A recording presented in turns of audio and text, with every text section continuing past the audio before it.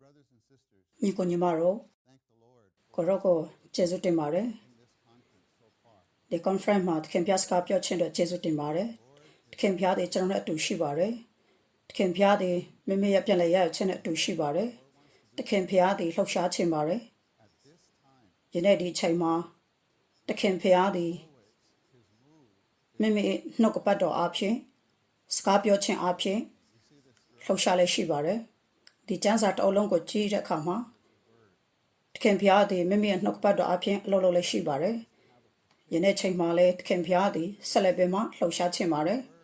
the Ma do pray that we would be open and have been open, aရောက်စီတိုင်းဒီကိုရော့ထံဖွင့်ပေးလက် absorb,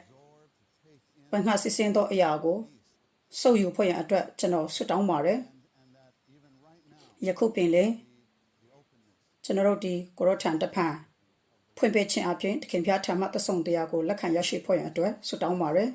ဒီမှာ outline မှာဖော်ပြထားတဲ့ကျမ်းပိုက်တစ်ပိုက်ကလုကာခန်းကျစ်တဲ့50တောင်းမှာငမွေတော်သူတို့ကိုကောင်းမွန်စွာကြွေ၍ချမ်းသာသောသူတို့ကိုလက်ချီလွှတ်လိုက်တော်မူပြီလို့ပြောပါတယ် he sent them away empty. Saints, I would တန်ရှင်သူတို့ကျွန်တော်တို့ဟာ still hungry. ဆန်ငတ်နေကြပါတယ်ငမွတ်နေကြပါတယ် Could ask the Lord, Lord, တခင်ဖျားကိုကျွန်တော်မဲဖွင့်အတွက်လိုအပ်ပါတယ်ကိုရောကျွန်တော်တို့ကငမွတ်နေပါတယ်အချိန်တိုင်းကျွန်တော်တို့နှုတ်ကပတ်တော်ထံပြန်လာဖွင့်အတွက်လိုအပ်ပါတယ်စီဝဲထဲကိုကျွန်တော်တို့လာရောက်ဖွင့်အတွက်လိုအပ်ပါတယ်ဆင်းရဲသောဝိညာဉ်အဖြစ်ဝိညာဉ်၌ဆင်းရဲခြင်းအဖြစ်လာဖွင့်အတွက်လိုအပ်ပါတယ် not available inwardly, and we miss ကျွန်တော်တို့ဒီတစ်ခါတလေမှာနှုတ်ကပတ်တော်ကိုလွှဲချော်လေးရှိပါတယ်အဲကြောင့်ကျွန်တော်တို့ငမွတ်သောသူများဖြစ်ဖွင့်ရန်အတွက်ဆုတောင်းပေးလေးရှိပါတယ် in the first message, of course, you recall ဒီဝန်ငါချက်ပထမမှာ the place of this nation and what ဒီနိုင်ငံနဲ့ပတ်သက်တဲ့ဒီနိုင်ငံမှာတခင်ဖျားလှုပ်ဆောင်ခြင်းတဲ့အရာနဲ့အောဖွယ်ရာအရာများ course of human history လူသားရဲ့တမိုင်းကြောင်းမှာဖျားသခင်သည် boundaries he operates အပိုင်းအခြားများကိုပြုလုပ်ပြီးတော့မှ for the furtherance of his economy. တခင်ဖျားရဲ့ပြန်လည်ရခြင်းပိုရကြီးထွားလာဖွင့်ရန်အတွက်တိုင်းနိုင်ငံများကိုသူဒီထွက်ပေါ်စေခဲ့ပါတယ်ဒီအကြောင်းအရာများအဖြစ်တခင်ဖျားသည်ဤနိုင်ငံရဲ့အစိတ်အပိုင်းတစ်ခုအတွက်ကိုရောရဲ့ပြည့်မြောက်ပြည့်စုံသောခေတ်ကာလပြည့်မြောက်ပြည့်စုံစေဖွင့်လှုပ်ဆောင်ခဲ့ပါတယ်တမန်တော်ပြန့်နှံ့ဖွင့်ရန်အတွက်ဤတိုင်းပြည်မှာကျွန်တော်တို့ဒီကိုရိုနဲ့အတူရက်တည်ခြင်းအဖြစ်ဖျားဆိုင်ရာတမန်တော်ပြန့်နှံ့ဖွင့်ရန်အတွက်ကျွန်တော်တို့ရက်တည်ဖွင့်အတွက်လိုအပ်ပါတယ် That the church is the house of the living တစ်သုံးထဲမှာအသင်းတော်သည်ဖျားသခင်ရဲ့အိမ်တော်တမန်တော်အခြေတရားတိုင်ဖြစ်ပါတယ် there in the recovery version. ဒီပြန်လည်ရခြင်းချမ်းမဆုရကိုဖတ်ဖွင့်တော့ခွန်အားပေးလိုပါတယ်အသက်ရှင်သောဖျားသခင်သည်အသက်ရှင်သောအသင်းတော်ဖျားသခင်နဲ့အတူလှုပ်ဆောင်လက်လှုပ်ရှားလှုပ်ဆောင်ဖွင့်အတွက်ဖျားသခင်လိုရှိပါတယ်ဒီအသက်ရှင်သောအသင်းတော်လှုပ်ရမယ့်အရာကယနေ့ဒီအချိန်မှာတမန်တော်ကို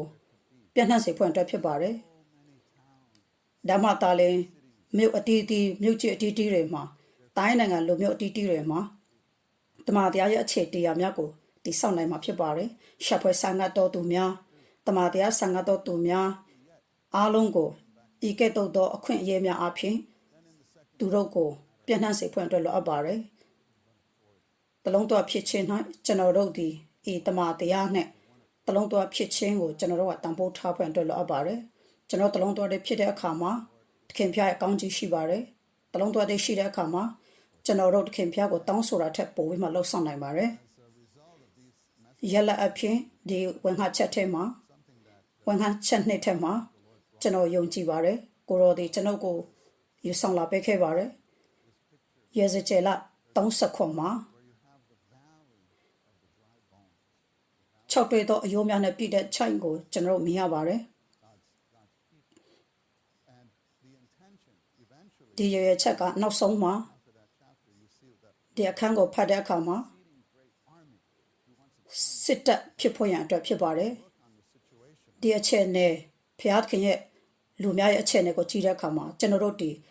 အလွန်6တွေ့သောအယိုးများဖြစ်ကြပါတယ်။ဒီရသည်တေချင်းဖြစ်ခဲ့ပါတယ် ဒါပေမဲ့ထိုနေရာမှာဖျားခင်ရဲ့စကားပြောခြင်းရှိပါတယ်ထိုနေရာမှာနှုတ်ကပတ်တော်နဲ့အသက်လေဝိညာဉ်တော်ရှိပါတယ်အယိုးများကိုရှင်သန်စေခဲ့ပါတယ်ဒီအရာတွေအင်မတန်မှစိတ်ဝင်စားစရာကောင်းပါတယ်အယိုးများသည်ပထမဦးစွာအတူတကွဆူဝေးကြပါတယ်အသက်ရှင်လာခဲ့ပါတယ်အယိုးများအတူတကွစီဝေးတဲ့အခါမှာအရာတွေအောက်ဖွယ်ကောင်းပါတယ်ဒီဝင်ငှချက်ရဲ့အစဉ်အတိုင်းကြည့်တဲ့အခါမှာအယိုးများအတူတကွစီဝေးပြီးတဲ့နောက်အဲ့ဒီမှာအသက်ရှင်ခြင်းရှိလာခဲ့ပါတယ်အသက်လေတွေရောက်လာပြီးတော့ယေဇကျေလ30ခုမှာ6တွေ့သောအယိုးများသည်အသက်လေတိုက်ခတ်လေရှိပါတယ်လေကိုစကားပြောခြင်းဟာဒီမှာအသက်လေကိုဆိုလိုခြင်းဖြစ်ပါတယ်ဝိညာဉ်တော်နဲ့ဒီအသက်လေဟာအတူတူပဲဖြစ်ပါတယ်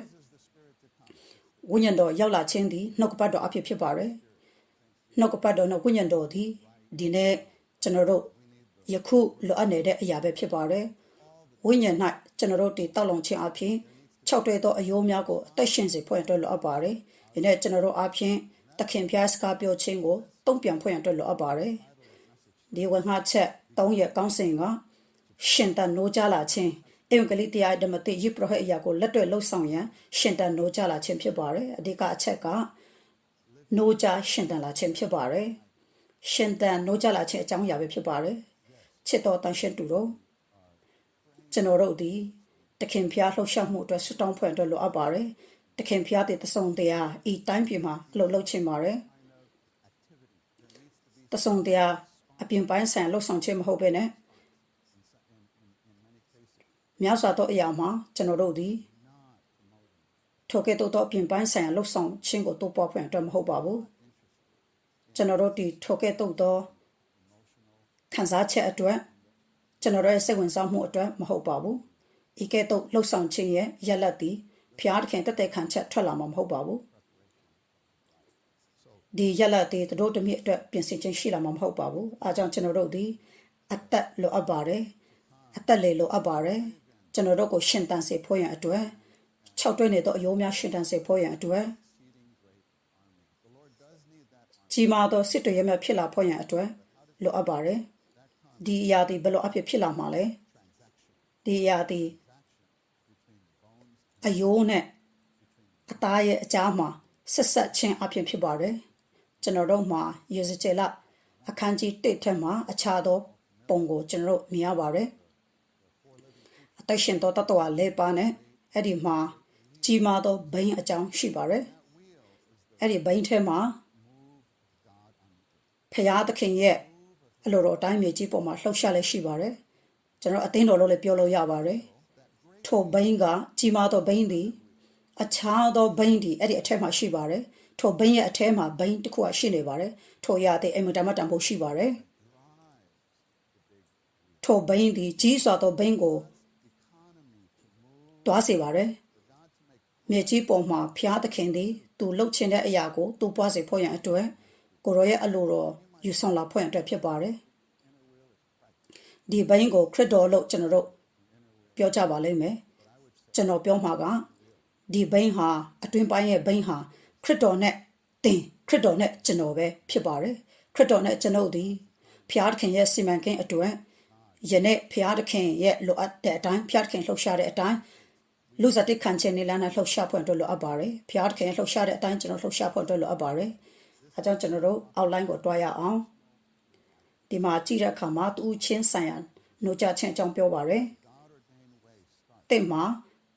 ဖျားသခင်စီမံထားသောလမ်းသည်ကျွန်တော်တို့သူချင်းဆိုင်ရာနှုတ်ကြခြင်းမှာအစာပြုတ်သည်ခရိယန်တို့ရဲ့နှုတ်ကြခြင်းမှာနာနဲ့ချိန်၌ဖြစ်ပေါ်သည်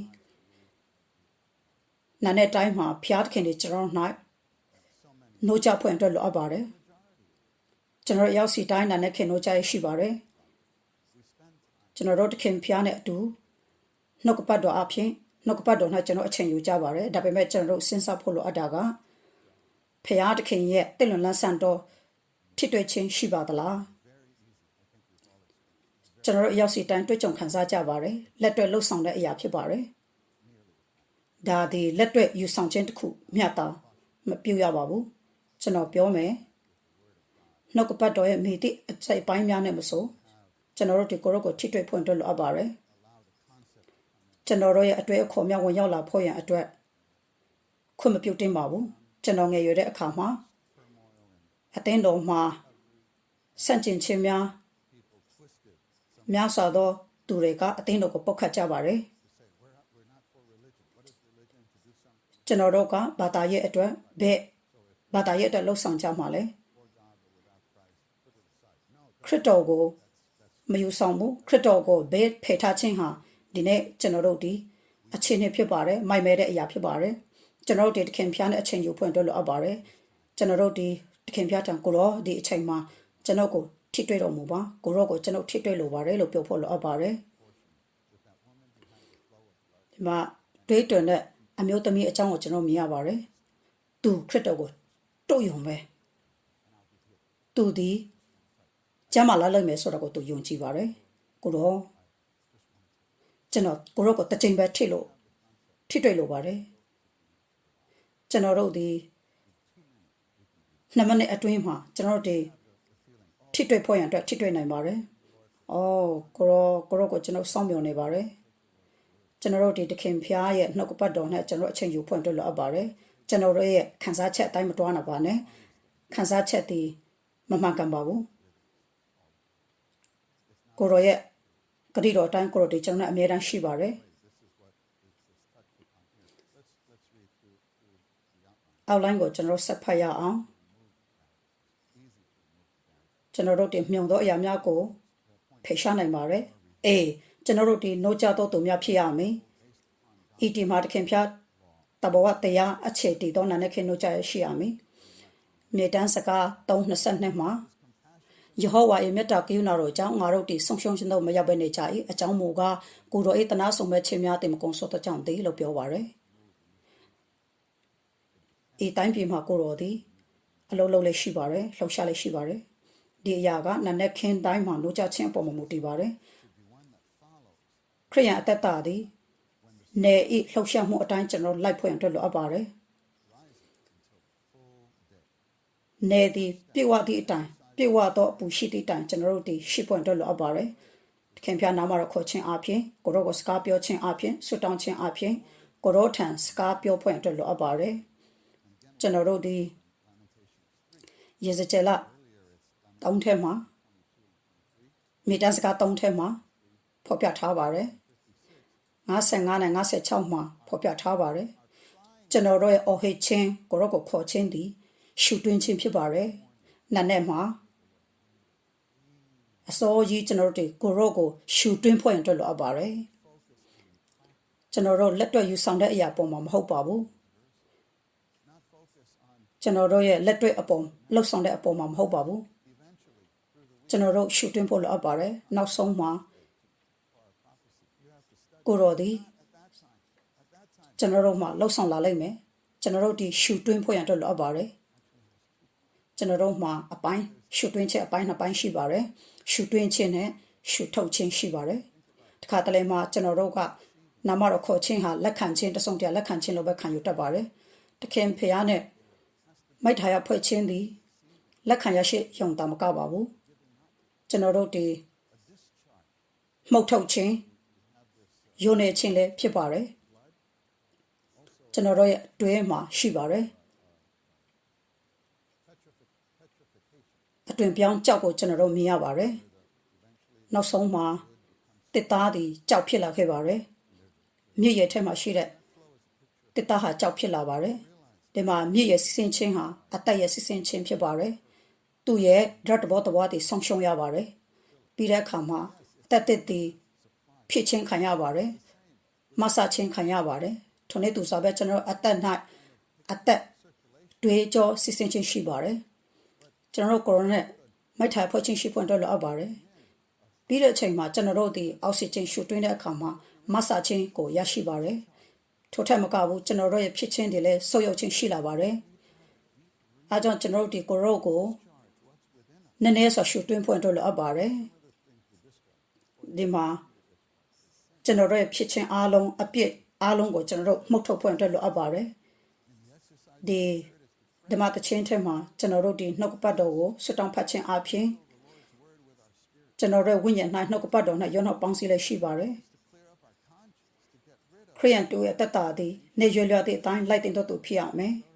confession of all our failures. ကျွန်တော်တို့ရဲ့ကြာစင်မှုများအားလုံးအတွက်ကျွန်တော်တို့မှားယွင်းသောအရာများအပြစ်ပြေဝသောအရာများအားလုံးကိုကိုရောထံကျွန်တော်ပြောဖွင့်အတွက်လိုအပ်ပါတယ်ညီကိုညီမတို့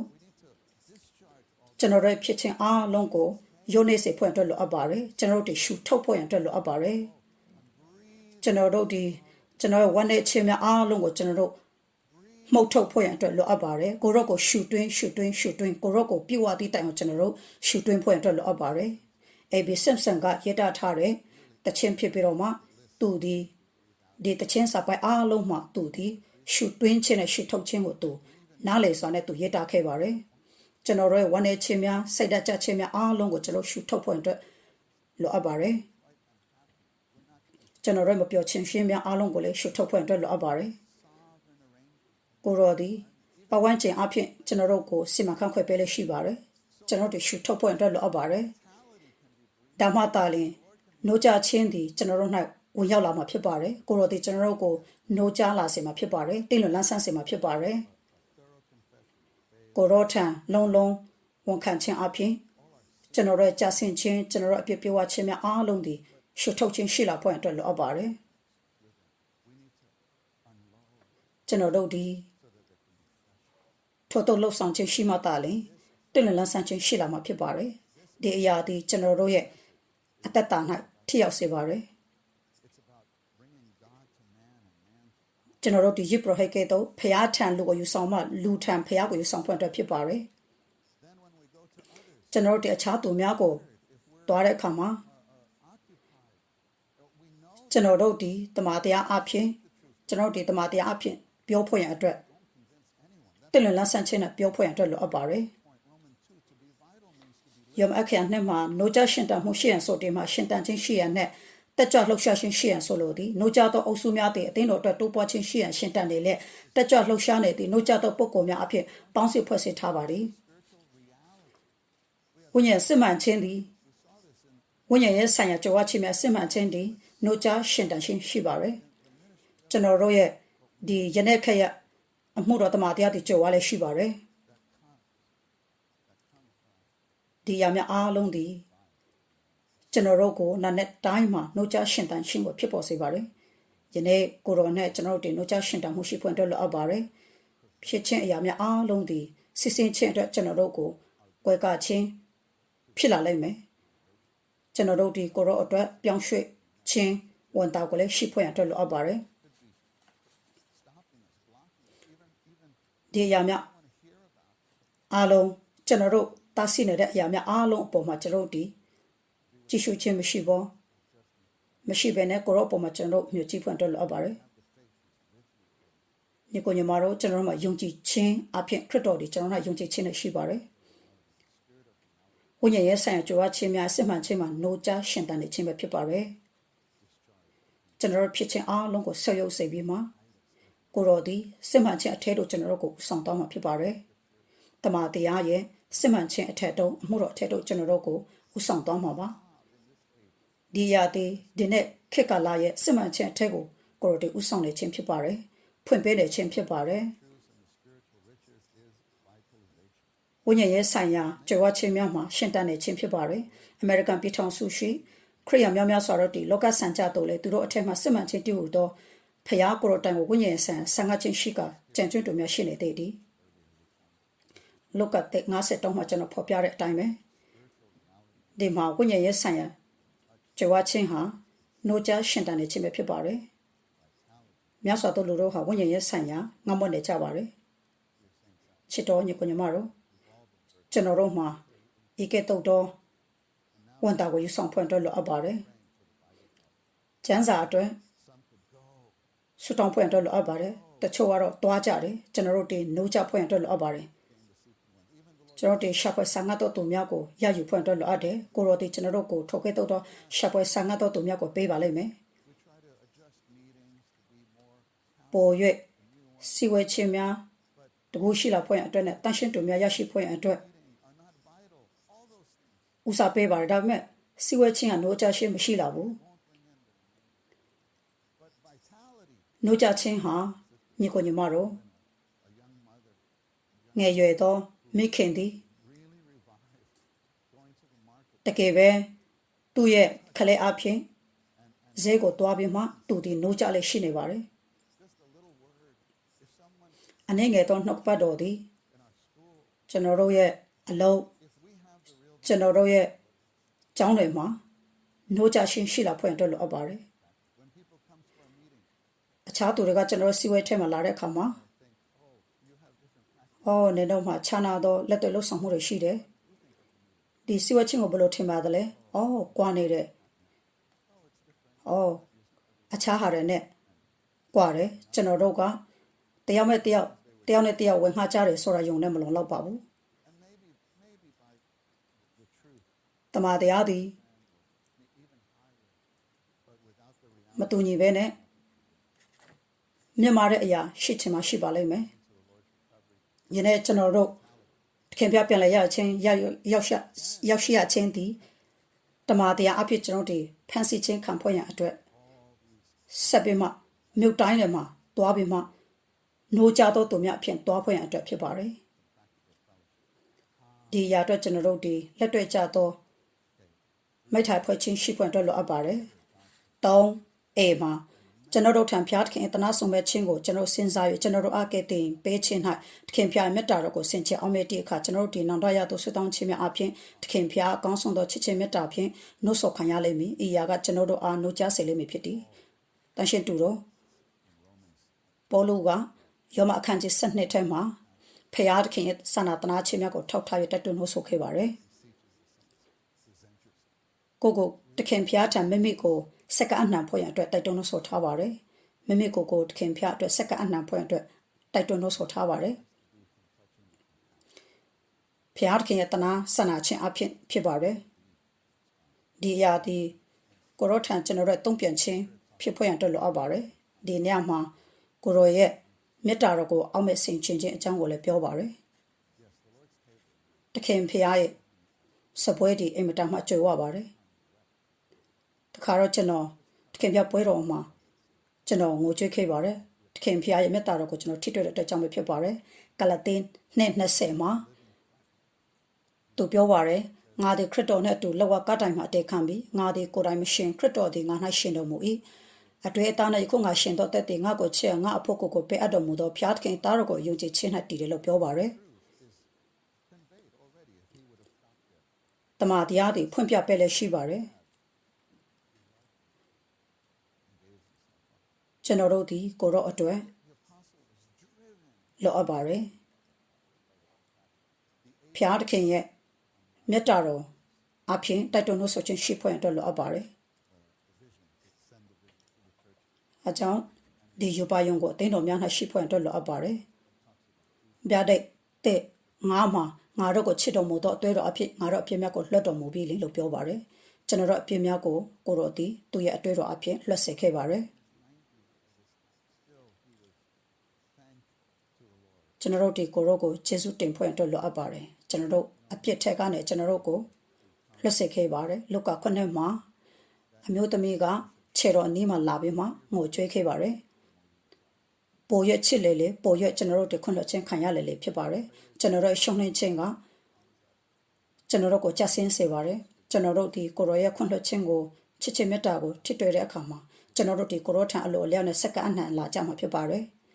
ကိုရောဒီကျွန်တော်တို့၌လှုပ်ရှားလာမှာဖြစ်ပါတယ်ယနေ့ကိုရောဒီကျွန်တော်တို့၌လှုပ်ရှားလို့ဆောင်လည်းရှိပါတယ်B ကျွန်တော်တို့ဒီတခင်ဖျားနဲ့တော်လကောင်ရှာဖွေသောတန်ရှင်းတူများနဲ့တော်လကောင်ယင်းနှင့်ကျုံးဝင်တော်မိထားရရှိရန်လိုအပ်သည်ကျွန်တော်တို့၌အတူတကွအားထုတ်လှုပ်ဆောင်သည့်အပေါင်းအဖော်များရှိရန်လိုအပ်ပါသည်ကျွန်တော်တို့အပေါင်းအဖော်များရှိပြီးတဲ့နောက်ကျွန်တော်တို့ဒီတခင်ဖျားထံအလိုလျောက်စက္ကအနှံဖွင့်အတွက်လိုအပ်ပါတယ်ယောမခန်းကြီး7တင်မှာကျွန်တော်တို့ကိုခန္ဓာတော်ကိုအသက်ရှင်သောရစ်အဖြစ်ခင်ဖျားထံတို့စက္ကအနှံရတော်၎င်းဤခေတ်ကာလ၏ပုံသဏ္ဍာန်ကိုဆောင်ခြင်းမှအသိဉာဏ်ကိုအသိပြုပြင်ခြင်းအပြင်ပုံစံပြောင်းလဲရာတွင်၎င်းအငယ်7မှာစိတ်အကြည့်ခြင်းအရာမှာပြည့်ခြင်းမရှိဘဲဝိညာဉ်၌တောက်လုံလျက်တခင်ဖျားကိုအစေခံရ၌၎င်းဥဆောင်ရန်တည်ယူဖို့လိုအပ်ပါတယ်ကျွန်တော်ရဲ့စက္ကအနှံခြင်းသည်ဥစွာကျွန်တော်ရဲ့ခန္ဓာကိုယ်စက္ကအနှံဖွင့်တော်လိုအပ်ပါတယ် တန်ရှင်းတူတော့ယနေ့ကိုရောသည်ကျွန်တော်ခန္ဓာကိုယ်စက္ကအနှံချက်ကိုရောအလိုရှိပါတယ်ကျွန်တော်အားလုံးသည်ကျွန်တော်သွားသည်ဖြစ်စေနေသည်ဖြစ်စေကျွန်တော်တို့သည်ကိုရောထံစက္ကအနှံဖွင့်အတွက်လိုအပ်ပါတယ်ရှင်တန်နိုးကြဖွင့်အတွက်လိုအပ်ပါတယ်ကျွန်တော်ရှင်တန်နိုးကြခြင်းသည်ကိုရောသည်လှုပ်ရှားနိုင်မှာဖြစ်ပါတယ်လှုပ်ဆောင်နိုင်မှာဖြစ်ပါတယ်ဒီကျွန်တော်တို့ဒီမိထာယဖွဲ့ခြင်းဝန်ချတောင်းပန်ခြင်းစက္ကအနှံခြင်းအဆင့်များကိုဖျက်ကျော်ပြီးနောက်ဆူတောင်းခြင်းတတ်တာထဲတို့ကျွန်တော်တို့ဝင်ရောက်ကြသည်ဆူတောင်းခြင်းတတ်တာ၌ကျွန်တော်တို့ဒီမိမိကိုယ်ကိုဝိညာဉ်အထဲသို့အနှစ်သာရဆိုင်ရာဝိညာဉ်တော်စီမံကိန်းဆိုင်ရာဝိညာဉ်တော်အရာအားလုံးပါဝင်သောဝိညာဉ်တော်အထက်သို့ဆူတောင်းခြင်းရှိတဲ့အခါကျွန်တော်တို့ဝိညာဉ်လက်ကျင့်ခြင်းအပြင်ဤဝိညာဉ်တော်နောက်သို့လိုက်ရမည်ကိုကျွန်တော်တို့သိလာမည်ဖြစ်သည်ကျွန်တော်တို့ဒီဤကဲ့သို့ပြုမိဆိုရင်ကျွန်တော်တို့အမှန်တကယ်နိုးကြလာမှာဖြစ်ပါတယ်ကျွန်တော်တို့ဒီထိုဖြစ်စဉ်ကိုကျွန်တော်ဖျက်ချော်နိုင်မှာဖြစ်ပါတယ်စက္ကအနှံနိုင်မှာဖြစ်ပါတယ်ဝိညာဉ်တော်ဒီကျွန်တော်တို့ကိုဥဆောင်မှာပါအရင်ဥဆုံးကျွန်တော်တို့ဆွတောင်းဖွင့်အတွက်လိုအပ်ပါတယ်ကိုရောကျွန်တော်အတွက်အပေါင်းအဖော်ကိုပေးတော်မူပါမိကဲ့သို့နိုးကြရမည်နိုးကြမဲ့တူကိုပေးတော်မူပါလို့ဆွတောင်းဖို့အတွက်လိုအပ်ပါတယ်ကျွန်တော်တို့မှာဒီမှာဒန်ယေလရဲ့ဥပမာကိုကျွန်တော်မြင်ရပါတယ်ပြောပြဖွင့်တဲ့အချိန်မရှိပါဘူးအဲကြောင့်ကျွန်တော်တို့ဒီအပေါင်းဖော်များအပြင်နိုးကြခြင်းကိုစောင့်ထိန်ဖွင့်အတွက်လိုအပ်ပါတယ်အဓိကတော့ချက်ကကိုရောထံပြန်လာခြင်းအပြင်မနေ့တိုင်းမှာကိုရော၌ထိတွေ့ခြင်းအပြင်ကိုရောကိုထိတွေ့လိုပါတယ်လို့ပြောဖွင့်အတွက်လိုအပ်ပါတယ်ကိုရောကိုခွင့်ပြုဖို့ရန်အတွက်ကိုရောကိုအခန်းပေးဖွင့်ရန်အတွက်လိုအပ်ပါတယ်တုံးမတားရင်ကျွန်တော်ဖြစ်ခြင်းအလုံးကျွန်တော်ရဲ့အားနည်းခြင်းများအလုံးဒီယုံနေသွားမှာ just ယုံနေသွားမှာဖြစ်ပါတယ်ဒါမှတားရင်ကျွန်တော်တို့ဒီနှုတ်ကပတ်တော်ကိုထိတွေ့နိုင်မယ်အသက်ဒီအလင်းဒီကျွန်တော်တို့၌နှိုးကြခြင်းအဖြစ်ဝင်ရောက်လာမှာဖြစ်ပါတယ်ထိုအခါမှာကျွန်တော်တို့ဒီအိဝင်ကလေးကိုဟောပြောဖွင့်ရအတွက်အခြားသူများကိုလူကိုဖျားထံခေါ်ဖွင့်ရအတွက်နဲ့ဖျားကိုလူထံခေါ်ဆောင်ဖွင့်ရအတွက်ကျွန်တော်တို့ယူဆောင်နိုင်မှာဖြစ်ပါတယ်ကျွန်တော်တို့ယောမအခရနံပါတ်လေးမတွားခင်မှာကောင်းစဉ်အဖြစ်ဒီဝင်ငှချက်ကောင်းစဉ်အဖြစ်တတိပေးချင်ပါတယ်ကျွန်တော်တို့ဒီရှင်တန်နိုးကြလာဖွင့်အတွက်လိုအပ်ပါတယ်ဧဝံဂေလိတရားဤဓမ္မတိယိပရဟိများဖြစ်ဖွင့်ရန်အတွက်ရှင်တန်နိုးကြခြင်းရှိလာဖွင့်အတွက်လိုအပ်ပါတယ်ဒီအောက်လိုင်းရဲ့နံပါတ်1ကကျွန်တော်တို့ရဲ့ရှင်တန်နိုးကြခြင်းကိုဥတည်ထားပါတယ်ဒုတိယမှာကျတော့တူချင်းဆိုင်ရာနိုးကြခြင်းကိုအထူးသဖြင့်ပြောထားပါတယ်ဓမ္မတိရဲ့ယိပရဟိများဧဝံဂေလိရဲ့ယိပရဟိများဖြစ်ဖွင့်ရန်အတွက်ဖြစ်ပါတယ်ကျမ်းစာသည်ဖျားခင်ရဲ့အလိုတော်ကသူ့ရဲ့လူတွေအားလုံးသည်ဧဝံဂေလိဟောပြောဖွင့်တဲ့အလိုရှိပါတယ်ဒီနေရာမှာအရေးကြီးတဲ့အရာကကိုရောရဲ့ရှေ့တော်မှာလာခြင်းအဖြစ်ကိုရောကိုဆက်တွေ့ခြင်းအဖြစ်ကိုရောနဲ့အချိန်ယူတော့သူကိုကိုရောနဲ့ဖြစ်ချင်းခံရတော့သူကိုကိုရောအလိုရှိပါတယ်ဒါမှသာလျှင်ယိပရဟိတ်ဒီကိုရောကိုထင်ရှားနိုင်မယ်ကိုစားပြုတ်နိုင်မှာဖြစ်ပါတယ်ယိပရဟိတ်ဒီလူများကိုစားဖျားခင်တန်ယူဆောင်တော့သူဖြစ်ပါတယ်ယိပရဟိတ်ဒီလူကိုဖျားခင်ထန်တို့ယူဆောင်ခြင်းအပြင်ဖျားခင်လိုအပ်ခြင်းကိုလိုထန်ယူဆောင်ခြင်းဖြစ်ပါတယ်ဓမ္မတိရောက်ရှိလာတဲ့အခါမှာယောမအခန်းကြီး15-16မှာပေါလုကတိတ်တန့်ဖြစ်တဲ့သူ့ရဲ့လှုပ်ဆောင်ချက်တစုံတစ်ခုကိုသူယူဆောင်လာခဲ့ပါတယ်ဓမ္မတိရဲ့ယိပရဟိတ်အဖြစ်သူပြောပါတယ်ယောမ15-16မှာအဘဲတုံနေဟိုမိုကတန်ရှင်တော်ဝိညာဉ်တော်နဲ့တန်ရှင်စင်ကြရဲ့နှစ်သက်လက်ခံဖွယ်ရာပူဇော်တက္ကတိဟူသောတပါအမျိုးသားတို့ကိုပူဇော်ခြင်းဟာငါသည်ဖျားခင်ဧဝံဂေလိတရားကိုအမှုဆောင်သောယိပရဟိတ်အဖြစ်တပါအမျိုးသားတို့တွေခရစ်တော်ယေရှုကိုအမှုဆောင်မိအကြောင်းလို့ပြောပါတယ်လက်ခံဖွယ်ရာဖြစ်ဖွယ်ရန်အတွက်တန်ရှင်တော်ဝိညာဉ်တော်၌လို့ပြောပါတယ်ဒီချမ်းပိုက်ကပေါလုကသူ့ရဲ့တာဝန်သည်ဓမ္မတိဧဝံဂေလိ၌ဖျားသခင်ရဲ့ဧဝံဂေလိကိုတပါအမျိုးသားထံမှာအပြစ်သားများထံမှာအာဒံကနေစုပေါင်းထားသောခရစ်တော်တို့ခေါ်ဆောင်ဖွင့်အတွက်ဖြစ်ပါတယ်ဒီရာသည်လက်ခံဖွယ်ရာပူဇော်တက္ကဖျားအတွက်လက်ခံဖွယ်ရာပူဇော်တက္ကဖြစ်လာလိမ့်မယ်ဖြစ်ပါတယ်အခုကျွန်တော်တို့ယောမအခရာလဲကိုကျွန်တော်တို့လာကြမယ် ယောမ15:16နဲ့ပေါလုကသူသည်ဖျားသခင်ထံသို့တပါအမျိုးသားတို့ကိုပူဇော်ခြင်းဟာဖျားသခင်၏ဧဝံဂေလိတရားအမှုကိုဆောင်သောခွန်အားပေးသည့်ယေဘရဟဲအဖြစ်တပါအမျိုးသားတို့တွင်ခရစ်တော်ယေရှု၏အမှုတော်ဆောင်ဖြစ်တယ်ပြောထားပါတယ်။အဲကဖျားသခင်ဧဝံဂေလိတရား၏ခွန်အားပေးသည့်ယေဘရဟဲအနေဖြင့်ပေါလုသည်ဖျားသခင်၏ဧဝံဂေလိတရား၌အလုံးများတဲ့ဓမ္မတိယေဘရဟဲဖြစ်သည်အလုံးများတဲ့ဖျားသခင်ရဲ့ယေဘရဟဲဖြစ်ပါရယ်ယောမ15:16မှာပေါလုကသူသည်ဖျားသခင်ဧဝံဂေလိအတွက်ဧဝံဂေလိပြောခြင်းလို့မပြောပါဘူးသူသည်လှုပ်ဆောင်သောကြိုးစားအားထုတ်တော်သူလို့ပြောပါရယ်ဤရာသည်ကျွန်တော်တို့အတွက်နိုးကြားစေဖွင့်ရအတွက်နိုးကြားသောယေဘရဟဲခွန်အားရှိသောယေဘရဟဲကျွန်တော်တို့ကိုနိုးကြားစေသောရှင်တန်စေသောသူဖြစ်စေခဲ့ပါရယ်ယနေ့ကျွန်တော်တို့အားလုံးနားလည်ဖွင့်လိုအပ်တာကကျွန်တော်တို့ဒီယေဘရဟဲမြဖြစ်ကြပါရယ်ဖျားသခင်ရဲ့ယေဘရဟဲမြဖြစ်ကြပါရယ်ကျွန်တော်တို့ဒီရှင်တန်နိုးကြားဖွင့်အတွက်ခွန်အားရှိသောလှုပ်ဆောင်နေသောဧဝံဂေလိကိုလှုပ်ဆောင်နေသောသူများဖြစ်ဖွင့်အတွက်လိုအပ်ပါတယ်ဒါမှသာလေကျွန်တော်တို့ဒီတပါအမျိုးသားအပြစ်သားများကိုတခင်ဖျားထံပူဇော်ဖွဲ့ရတက္ကအဖြစ်ကျွန်တော်တို့စက္ကအနှံနိုင်မှာဖြစ်ပါတယ် B ကိုရောရဲ့ရွေးချက်ခံလူများအားလုံးတို့ဒီယေဘရဟဲဖြစ်စေခြင်းဟာဖျားသခင်ရဲ့ရွေးချက်ဖြစ်သည်ဗျာဒိတ်တေချောင်းမှာဖျားသခင်ရှေ့တော်၌ငါတို့ကိုနိုင်ငံတော်နဲ့ယေဘရဟဲမြဖြစ်စေတယ်လို့ပြောပါတယ် B ရဲ့တိကဓမ္မတိယုံကြည်သူရောက်စီတိုင်းဒီယေဘရဟဲမြဖြစ်ကြကတူးချင်းမဟုတ်ပဲစုပေါင်းထားသောနေလန်း၌ယေဘရဟဲအရာဖြစ်လာကြသည်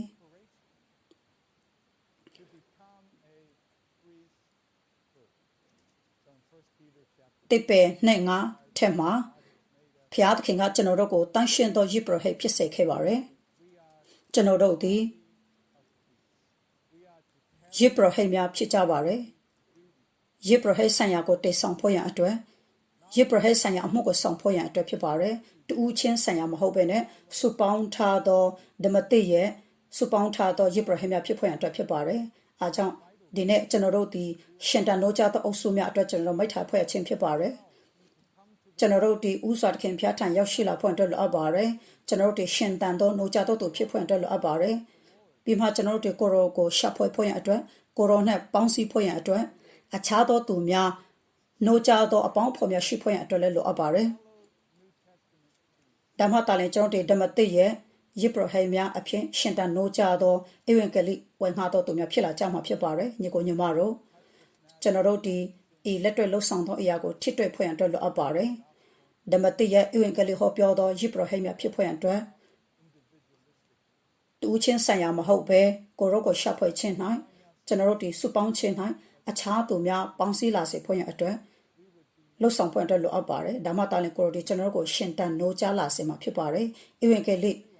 ဝင်ငှခြင်းနဲ့နိုးကြလာမှာဖြစ်ပါတယ်ဒီနှစ်မှာယောမ15:16အရာယနေ့ကျွန်တော်တို့ဒီဖျားသခင်ဧဝံဂေလိတရားယေဘရဟဲများဖြစ်ကြသည်ကျွန်တော်တို့အားလုံးကကျွန်တော်တို့ဒီဖျားသခင်ဧဝံဂေလိတရား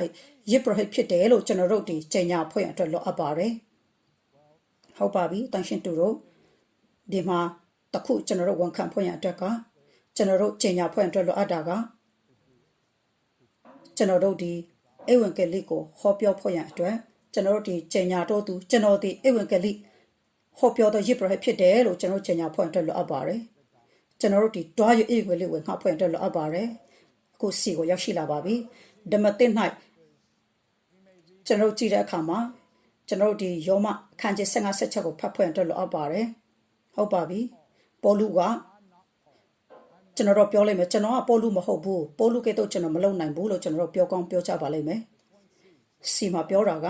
ဓမ္မသစ်၌ဧဝံဂေလိတရားယေဘရဟဲများ၏အတုမရှိသောစံနမူနာမှာတမန်တော်ပေါလုဖြစ်သည်သူဒီစံနမူနာဖြစ်တဲ့အတွက်ကြောင့်သူလှုပ်ဆောင်ခဲ့သမျှကိုကျွန်တော်တို့လှုပ်ဆောင်သင့်သည်တေ16မှာပေါလုဒီမိမိကိုယ်တော်တိုင်ကိုတန်ရှင်းသူများတို့တွင်အငယ်ဆုံးလို့သူသတ်မှတ်ထားပါတယ်သူဒီပုံတက်တဲ့ဖြစ်ခြင်းဟာခရစ်တော်ယေရှု၌ခန္တီတော်ကိုပြတော်မူတယ်လို့ပြောပါတယ်သူကိုယေဘရဟဲဖြစ်စေခဲ့ပါတယ်အမှုဆောင်သူများဖြစ်စေခဲ့ပါတယ်ပေါလုသည် ကျွန်တော်တို့အတွက်စံနမူနာဖြစ်ပါတယ်ကျွန်တော်တို့ကိုခွန်အားပေးပါတယ်ပေါလု၌ဖျားသခင်လှုပ်ဆောင်နိုင်တဲ့ကဲ့သို့ဖျားသခင်ဒီကျွန်တော်တို့၌လှုပ်ဆောင်နိုင်ပါတယ်ဒီဟာဒီပေါလုရဲ့စဉ်းစားခြင်းမိမိကိုယ်ကိုစဉ်းစားခြင်းပဲဖြစ်ပါတယ်သူဒီဖျားသခင်ရဲ့လူတွေထဲမှာသူ့နှိုင်းရမဲ့အဖြစ်သူဒီကျွန်တော်တို့ရဲ့စံနမူနာအဖြစ်သူဒီလှုပ်ဆောင်ခဲ့ပါတယ်အားကြောင့်ကျွန်တော်တို့နှစ်သက်3-9မှာထို့တော့ပြုတော်မခံယူနိုင်တော့ကြောင့်ပြုတယ်မဟုတ်တင်တို့လိုက်ဆက်ပုံတက်တယ်ဖြစ်စေခြင်းဟာပြုတ်ကြအဲ့လိုပြောပါတယ်ယုံကြည်သူများအတွက်သူဒီလိုက်ဆက်ပုံတက်တယ်ဖြစ်လာပါတယ်ဒါကြောင့်ကျွန်တော်တို့တုကိုအတူယူဖို့ရန်အတွက်သူတို့လှုပ်ဆောင်တဲ့နေ့သူကျွန်တော်တို့တွေလှုပ်ဆောင်ဖို့အတွက်တင်ယူဖို့အတွက်လိုအပ်ပါတယ်ဘလို့ပေါလုကကျွန်တော်တို့အတွက်ပုံတက်တယ်ဖြစ်လာပါတယ်ဘလို့လှုပ်ဆောင်ခဲ့ပါတယ်သူရဲ့အမှုတော်ကဘလို့လှုပ်ဆောင်ခဲ့ပါတယ်ဧဝံဂေလိကိုဘလို့လှုပ်ဆောင်ခဲ့ပါတယ်ဆိုတာကိုကျွန်တော်တို့ကြည့်ဖွင့်အတွက်လိုအပ်ပါတယ်အကြောင်းကျွန်တော်တို့အခုဒီကိုဖတ်ပါမယ်ပေါလုဒီဧဝံဂေလိယစ်ပရောဟိတ်အဖြစ်ယစ်ပူဇော်ခြင်းအဆင့်3ဆင့်၌မိတို့လှုပ်ဆောင်ခဲ့တဲ့ကိုကျွန်တော်တို့မြင်ဖွင့်အတွက်လိုအပ်ပါတယ်ဒီမှာကျွန်တော်တို့အဆင့်3ဆင့်ကိုကျွန်တော်မြင်ဖွင့်အတွက်လိုအပ်ပါတယ်ဒီမှာအဆင့်လက်ဆင့်ဖြစ်တဲ့ဖျားစီမံထတော်လမ်းရှိပါတယ်တဲ့ရှေးဥစွာပေါလုဒီနှစ်သက်လက်ခံဖွယ်ရပူဇော်တက်ကအဖြစ်ဖျားသခင်တန်တို့ပူဇော်ခြင်းဟာအပြစ်သားများကိုကယ်တင်ခဲ့သည်ကျွန်တော်တို့ဒီအပြစ်သားများနဲ့ပတ်သက်၍နေ့စဉ်တိုင်းစ조사အထောက်လုပ်ဆောင်ရမည်လူများအထဲသို့ခရစ်တော်ကိုထက်တွင်ပေးရန်သူတို့ထံသို့အလေပတ်တွားရမည်သူတို့အားခရစ်တော်ရဲ့အစိတ်အပိုင်းခရစ်တော်ရဲ့တိုးပွားခြင်းဖြစ်စေပြီးထိုသူများကိုဖျားသခင်ထံပူဇော်ရမှာဖြစ်ပါတယ်ဒါဖျားသခင်စီမံထတော်လမ်းရဲ့ပထမအဆင့်ဖြစ်ပါတယ်မွေးဖွားခြင်းအဆင့်ဖြစ်ပါတယ်နဲ့ဒုတိယမှာသူသည်ယုံကြည်သူများကိုခေါ်ဆောင်ကအသက်ရှင်သောရစ်အဖြစ်ဖျားခင်ထံသို့မိမိကိုယ်ကိုပူဇော်ဆက်တက်ရန်ဥဆောင်ပေးခဲ့သည်ကျွန်တော်တို့ဒီဝိညာဉ်ရေးရာခလေးတူငယ်များကိုနှုတ်တိုက်မိခင်ပမာကျွေးမွေးရမည်တုံမှသာသူတို့သည်အသက်၌ကြီးထွားလာမည်ဖြစ်ကာထို့နောက်အသက်ရှင်သောရစ်အဖြစ်ဖျားခင်ထံသို့မိမိကိုယ်ကိုပူဇော်ဆက်တက်ရန်သူတို့အားတိုက်တွန်းနှိုးဆော်ရမည်ဖြစ်ပါတယ်ဒါသည်ဖျားခင်စီမံထတော်လမ်းမှာဒုတိယအဆင့်ဖြစ်ပါတယ်အကြောင်းကျွန်တော်တို့ဆက်လက်၍လူများထံမှာအလေပတ်သွားပြီးမှကျွေးမွေးဖွင့်ထုတ်လို့အပ်ပါတယ်အသက်၌ကြီးထွားစေဖွင့်ထုတ်လို့အပ်ပါတယ်သူတို့ဒီခရိယာအသက်တာဘလို့အသက်ရှင်ရမယ်ကိုလည်းကျွန်တော်တို့ပြောပြီးမှတိုက်တွန်းခွန်အားဖေးဖွင့်ရအတွက်လည်းလိုအပ်ပါတယ်နောက်ဆုံးမှာအေယာသည်ဖျားသခင်သည်ကျွေးမွေးခြင်းခံရပြီးမှအေယာသည်ဖျားသခင်အတွက်ပူဇော်ဆက်တာဖွင့်ရအတွက်အသက်ရှင်သောရစ်ဖြစ်လာလိမ့်မယ်ဖြစ်ပါတယ်တော့တတိယမှာခရစ်တော်၌အရောက်စီတိုင်းပြောဝစာကြည်ရင်ချင်း၌ဆက်တအန်တော်မှာတန်ရှင်းသူများအားလုံးကိုတတိပေး၍ပညာအမျိုးမျိုး၌ဆုံးမတွင်တင်ပေးခဲ့သည်ကျွန်တော်တို့ဒီလေတန်ရှင်းသူများအားပိုလိုနေသူတအိမ်ပိတအိမ်တွား၍မျက်နှာချင်းဆိုင်လက်တတိပေး၍ဆုံးမတွင်တင်ခြင်းအပြင်သူတို့သည်အသက်၌ကြည်ရင်ချင်းတို့ရောက်ရှိရန်သူတို့ထဲသို့ခရစ်တော်ကိုမှုဆောင်ပေးရမည်ဖြစ်ပါတယ်ဒီဟာသည်သုံးနဲ့လဲဟာဖျားသခင်ရဲ့စုံလင်ခြင်း၌ဖျားသခင်ရဲ့စီမံထတော်လမ်း၌ဖြစ်ပါတယ်ဒီမှာကိုလိုတဲ28-29မှာကြတော့ပေါ်လူပြောတဲ့အရာကအငယ်29မှာထိုတော့အလုံးဟာငါသည်အမှုဆောင်ရွက်ငါသည်တကူတော်ပြုပြင်အားထုတ်တော်မူသည့်အတိုင်းစ조사အားထုတ်လို့ရှိတယ်လို့ပြောပါတယ်သူသည်ကျွန်တော်အထက်၌တကူနဲ့လှုပ်ဆောင်ခဲ့ပါတယ်ပေါ်လူသည်သူ့ရဲ့အမှုတော်တာဝန်ကိုသူသည်ယူဆောင်ခဲ့ပါတယ်သူသည်စ조사အားထုတ်လို့ရှိပါတယ်သူသည်စ조사အားထုတ်လို့လှုပ်ဆောင်ခဲ့ပါတယ်သူ့ရဲ့ဇာတိဆိုင်ရာလှုပ်ဆောင်နိုင်မှုအဖြစ်မဟုတ်ပါဘူးဇာတိဆိုင်ရာခွန်အားအဖြစ်မဟုတ်ပါဘူးသူဝန်ခံပါတယ်သူသည်ဖျားသခင်ရဲ့ပြုပြင်အားထုတ်ခြင်းအဖြစ်ဖြစ်တယ်တကိုးတော်အဖြစ်ဖြစ်တယ်လို့ပြောပါတယ်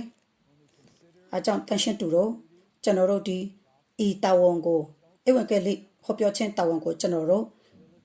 ယူဆောင်ဖွင့်ထုတ်လို့အပ်ပါတယ်ကျွန်တော်ရဲ့ဇာတိဆိုင်ရာခွန်အားအဖြစ်ကျွန်တော်တို့မယူပဲဖျားသခင်စီမှာကျွန်တော်တို့လာဖွင့်ထုတ်လို့အပ်ပါတယ်ကျွန်တော်တို့ဒီအသက်ရှင်သောရှင်တန်ခြင်းနေလ၌ကျွန်တော်ယူဆောင်ဖွင့်ထုတ်လို့အပ်ပါတယ်ခရစ်တော်ဒီတကူတော်အဖြစ်ကျွန်တော်အထဲ၌ခွန်အားပေးဖွင့်ရအတွက်ကျွန်တော်တို့အခွင့်ပေးဖွင့်ထုတ်လို့အပ်ပါတယ်ပေါ်လူကဲ့သို့ကျွန်တော်တို့ဒီဓမ္မတိရဲ့ယစ်ပရဟက်ကိုတည်ဆောင်ဖွင့်ရအတွက်လိုအပ်ပါတယ်ယောမအခရာနံပါတ်5ကိုကျွန်တော်ကြည့်ရအောင်ကျွန်တော်တို့အားလုံးဒီဓမ္မတိယစ်ပရဟက်အရာ၌ဧဝံဂေလိတရားဤယစ်ပရဟက်များအဖြစ်လှုပ်ဆောင်ရမည် ကျွန်တော်တို့အားလုံးဒီလှုပ်ရှားလှုပ်ဆောင်ရမယ်ဓမ္မတိရစ်ပရဟိတ်အဖြစ်ကျွန်တော်လှုပ်ရှားလှုပ်ဆောင်ပွင့်အတွက်လိုအပ်ပါတယ်ဧဝံဂေလိပြောဖို့ရန်အတွက်လိုအပ်ပါတယ်ဧဝံဂေလိတရားဟောပြောခြင်းဒီဓမ္မတိရစ်ပရဟိတ်များဖြစ်သည်ကျွန်တော်တို့ရဲ့နေ့စဉ်အသက်တာကျွန်တော်တို့ရဲ့နေ့စဉ်အလုံးနဲ့နေ့စဉ်တာဝန်ဖြစ်တဲ့သည်အပြစ်သားများကိုကျွန်တော်ဧဝံဂေလိတရားဟောပြောသောအခါတိုင်းကျွန်တော်တို့ဒီခွန်အားဖြစ်စေသည့်ရစ်ပရဟိတ်များဖြစ်ကြသည်ဟူသောနှဆိုင်သောခံစားမှုရှိရမည်ကျွန်တော်တို့ရစ်ပရဟိတ်အရာကို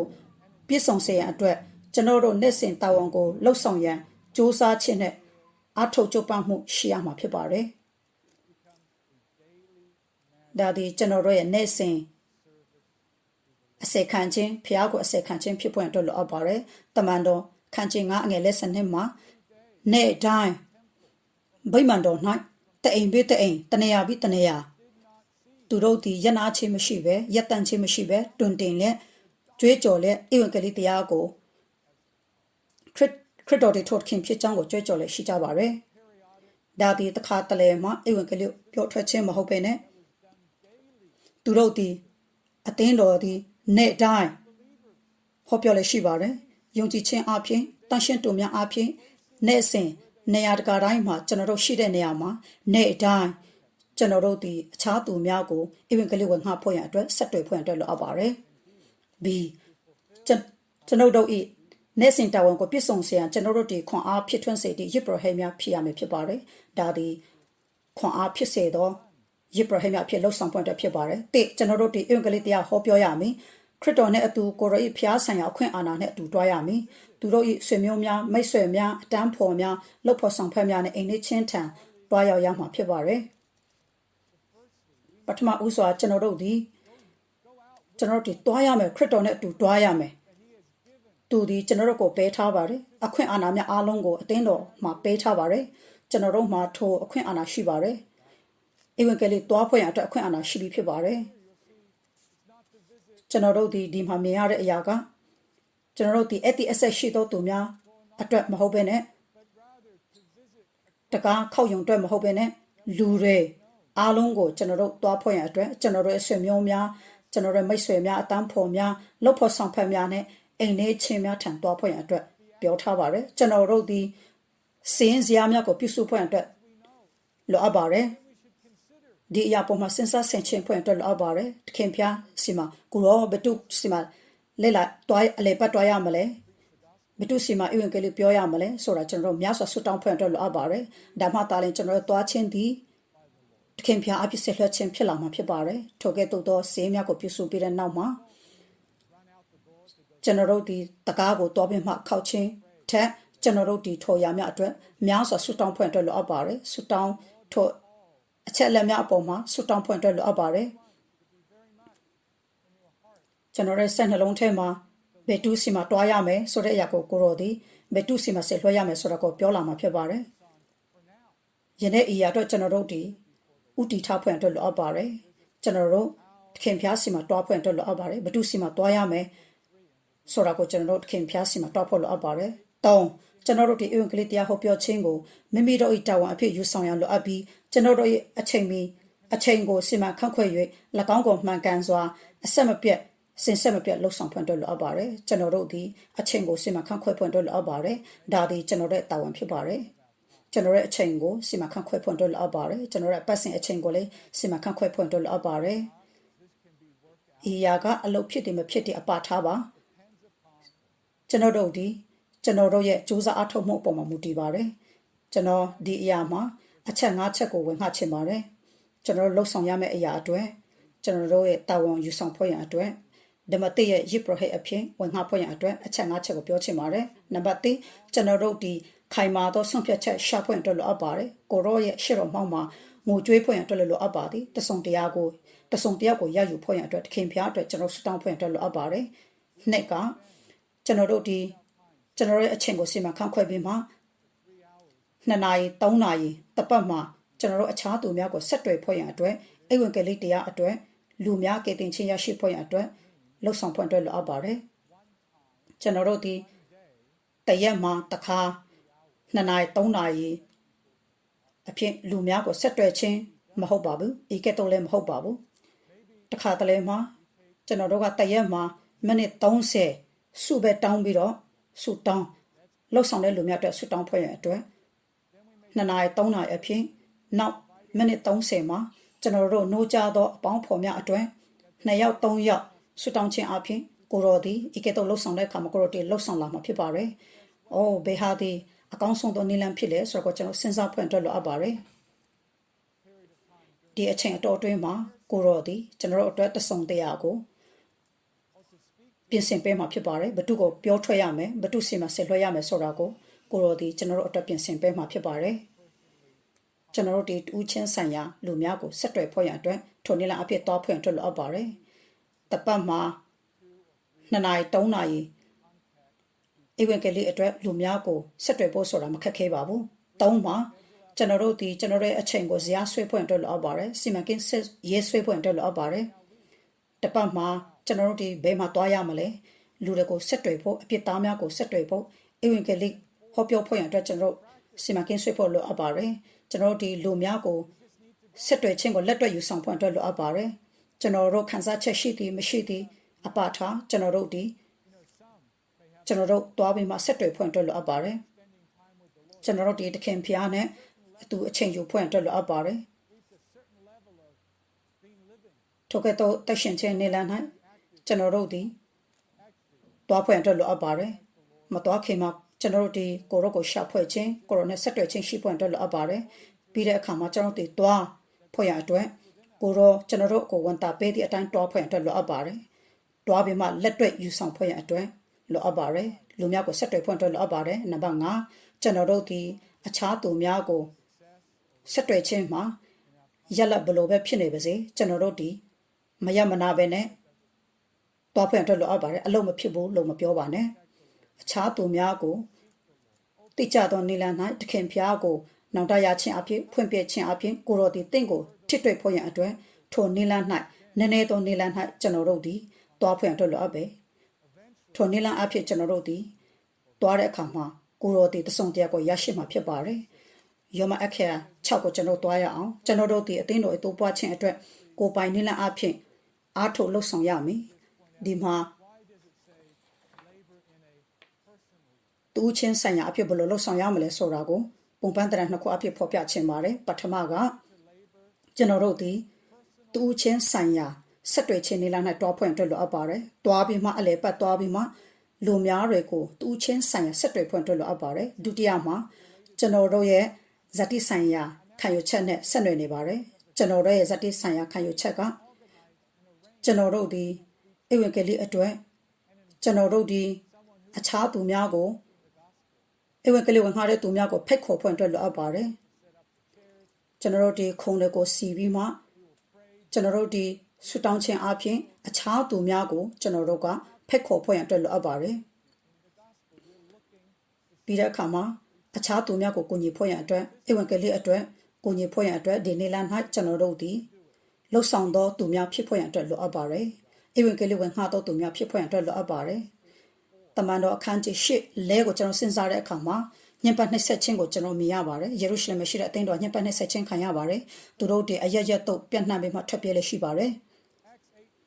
တမန်တော်8လဲမှာထို့ကြောင့်အရရက်တော့ပြန့်နှံ့သောသူတို့သည်လှည့်လေ၍ဧဝံဂေလိတရားတီးဟူသောနှုတ်ကပတ်တော်ကိုဟောပြောကြ၏လို့ပြောပါတယ်သူတို့ဒီနှုတ်ကပတ်တော်ကိုနေရာတကာမှာဟောပြောကြပါတယ်မြို့တခြားသောမြို့အသစ်ထဲမှာတွားပြီးမှကျွန်တော်တို့ဟောပြောဖွင့်အတွက်လိုအပ်ပါတယ်ကျွန်တော်တို့ဒီဧဝံဂေလိဟောပြောခြင်းစီဝဲကိုစီမံဖွင့်အတွက်လိုအပ်ပါတယ်ကျွန်တော်တို့ဒီအခြားသူများကိုတယောက်ပြီးတယောက်ဆက်တွယ်ဖွင့်အတွက်လိုအပ်ပါတယ်ကပြောတယ်ယနေ့ကျွန်တော်တို့ဧဝံဂေလိတရားဟောပြောခြင်းသည်ဘုရားသခင်အင်တော်တိဆောက်ခြင်းအတွက်တဆာများကိုဆွဆောင်ခြင်းဖြစ်သည်ဟဂဲတိရှိက prophet ကပြောပါတယ်နေလန်း၌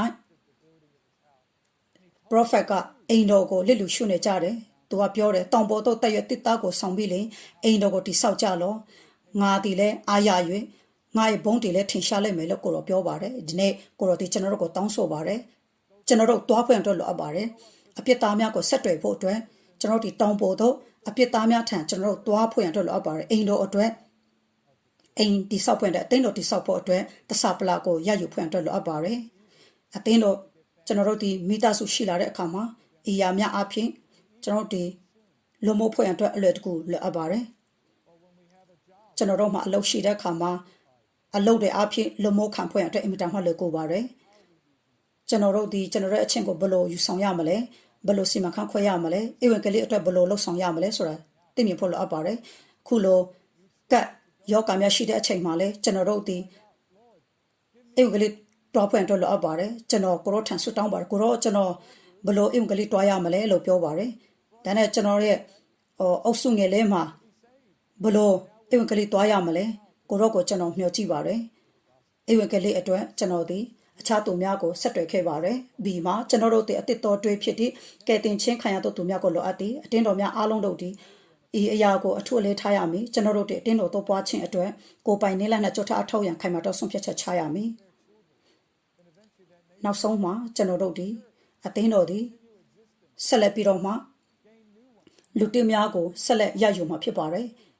စီမှာယနေ့ကျွန်တော်တို့လိုအပ်သောအရာသည်ကျွန်တော်တို့ရဲ့အားထုတ်လှုပ်ဆောင်မှုကြောင့်ရသောမှန်ကန်သောတိုးပွားမှုဖြစ်သည်ကျွန်တော်တို့ဒီခိုင်မာသောတိဆောက်ခြင်းအတွက်ခိုင်မာသောအင်္ဂါဝင်များလိုအပ်သည်တခင်ဖျားသည်ကိုရောရဲ့စီမံထားသောလမ်းအတိုင်းဧဝံဂေလိတရား၏ရစ်ပရောဟိတ်အရာကိုလက်ကျင့်လှုပ်ဆောင်မိတန်ရှင်းသူအချို့ကိုလိုအပ်နေသည်တုံးမှသာတခင်ဖျားတွင်နေလန်းရှိလာမှာဖြစ်ပါတယ်ကိုရောသည်တန်ရှင်းသူများကိုလိုအပ်လည်းရှိပါတယ်ဒီအရာသည်ကျွန်တော်တို့ရဲ့အောင်မြင်ရမယ့်နေလန်းဖြစ်ပါတယ်ကျွန်တော်တို့နှိုးကြသောအုပ်စုလှုပ်ဆောင်ရမယ့်နေလန်းပဲဖြစ်ပါတယ်ရှင်တန်နှိုးကြရမယ့်နေလန်းပဲဖြစ်ပါတယ်လက်တွေ့ယူဆောင်ဖွင့်အတွက်ဖြစ်ပါတယ်ဧဝံဂေလိရဲ့ရစ်ပရောဟိတ်ဖြစ်ဖွင့်ရအတွက်ပဲဖြစ်ပါတယ်ကျွန်တော်တို့ဒီကိုရော့ကိုနေလန်းပေးဖွင့်အတွက်လိုအပ်ပါတယ်ယောမအခရခုနှစ်မှာကျွန်တော်တို့ဒီကိုရောနဲ့ကိုရောရဲ့တမိုင်းမှာကိုရောလှုပ်ရှားမှုမှာကျွန်တော်တို့ဒီအတူတကွရှိဖွင့်အတွက်လိုအပ်ပါတယ်အောင်မြင်သောသူများဖြစ်ဖွင့်အတွက်လိုအပ်ပါတယ်ကျွန်တော်တို့ဒီကိုရောနဲ့အသက်၌အသက်ရှင်ခြင်း၌ကျွန်တော်ရဲ့ဖြစ်ခြင်းတစ်ခုလုံးဒီယနေ့မြေကြီးပေါ်မှာကိုရောနဲ့အတူတကွလှုပ်ဆောင်ဖွင့်အတွက်လိုအပ်ပါတယ်ယင်းမှာကျွန်တော်တို့ဒီအသက်၌အသက်ရှင်ခြင်း၌ဤမြေကြီးပေါ်ယနေ့ကျွန်တော်လှုပ်ဆောင်သောအရာတိုင်း၌ဖျားသခင်တလုံးသွားတဲ့ရှေ့ရန်လိုအပ်သည်ကျွန်တော်တို့ဒီဖျားသခင်တမိုင်းကိုရေးရန်လိုအပ်သည်ကျွန်တော်တို့ဒီခွန်အားပေးသည်ဖျားသခင်နဲ့အတူတလုံးသွားဖြစ်ခြင်းနဲ့ဆက်လက်ချစ်တဲ့ရန်လိုအပ်သည်ကိုရိုနာကိုရိုအားဖြင့်ကိုရိုအတွက်ကျွန်တော်တို့ဒီနိုးကြရှင်တန်မှုအသက်ရှင်တန်မှုနဲ့တက်ကြွလှုပ်ရှားမှုရှင်နေရမယ်ဖြစ်ပါတယ်ကိုရိုဒီကိုရောကိုချစ်တော့အောင်မြင်တော့သူများအဖြစ်ဒီစီမံကိန်းကိုတက်ဆောင်လက်ရှိပါတယ်။ယနေ့ကျွန်တော်တို့ကိုရောကိုချစ်တော့အောင်မြင်တော့သူများကိုထပ်ပေါ်စေဖွင့်အတွက်လိုအပ်ပါတယ်။တန်ရှင်းသူတို့ကျွန်တော်တို့ရဲ့လှုပ်ဆောင်ချက်အားလုံးကျွန်တော်တို့လှုပ်ဆောင်တဲ့အရာတွေမြေကြီးပေါ်မှာလှုပ်ဆောင်တဲ့အရာတွေကျွန်တော်တို့လူသမိုင်းမှာအသက်ရှင်ယုံနဲ့မဟုတ်ဘဲနဲ့ကျွန်တော်တို့ဒီကိုရောရဲ့ဖျားသခင်ရဲ့သမိုင်း၌ကျွန်တော်တို့ဒီပါဝင်ဖွင့်အတွက်လိုအပ်ပါတယ်။ဒါမှတာလင်ကိုရောဒီယနေ့မြေကြီးပေါ်မှာသူ့ရဲ့အလိုတော်ဒီပြည့်စုံမှာဖြစ်ပါတယ်ကျွန်တော်တို့ဒီကိုရိုနဲ့အတူတကွကျွန်တော်တို့ဒီကိုရို၌လှုပ်ဆောင်ခြင်းအပြင်ဧဝံဂေလိ၌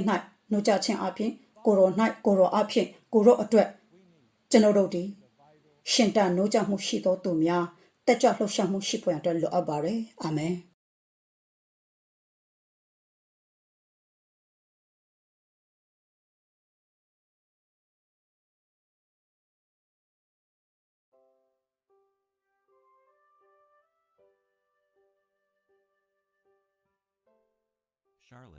Charlotte ဟာ Carolina မြို့မှာရှိတဲ့အကြီးဆုံးသောမြို့ဖြစ်ပြီးအနေဆုံးဒေသများဖြစ်တဲ့ Raleigh, Chapel Hill, မြောက် Carolina နဲ့ Columbia, Summerville နဲ့ Carolina တို့ရဲ့အလယ်မှာရှိပါတယ်။ Charlotte မြို့တော်မှာလူဦးရေ 2.5 တန်းရှိပြီး Charlotte ဟာဒီနိုင်ငံမှာရှိတဲ့အဖွံ့ဖြိုးအမြန်ဆုံးမြို့ကြီး 5 မြို့ထက်မှတစ်ခုဖြစ်ပါတယ်။ Charlotte ဟာအဓိကကျတဲ့မြို့ဖြစ်ပြီး US ရဲ့ဒုတိယအကြီးဆုံးဘဏ်လုပ်ငန်းလည်းရှိပါတယ်။ဒီဘဏ်မှာ American ဘဏ်နဲ့ Wells Fargo ဘဏ်ချိတ်ဆက်ထားပါတယ်။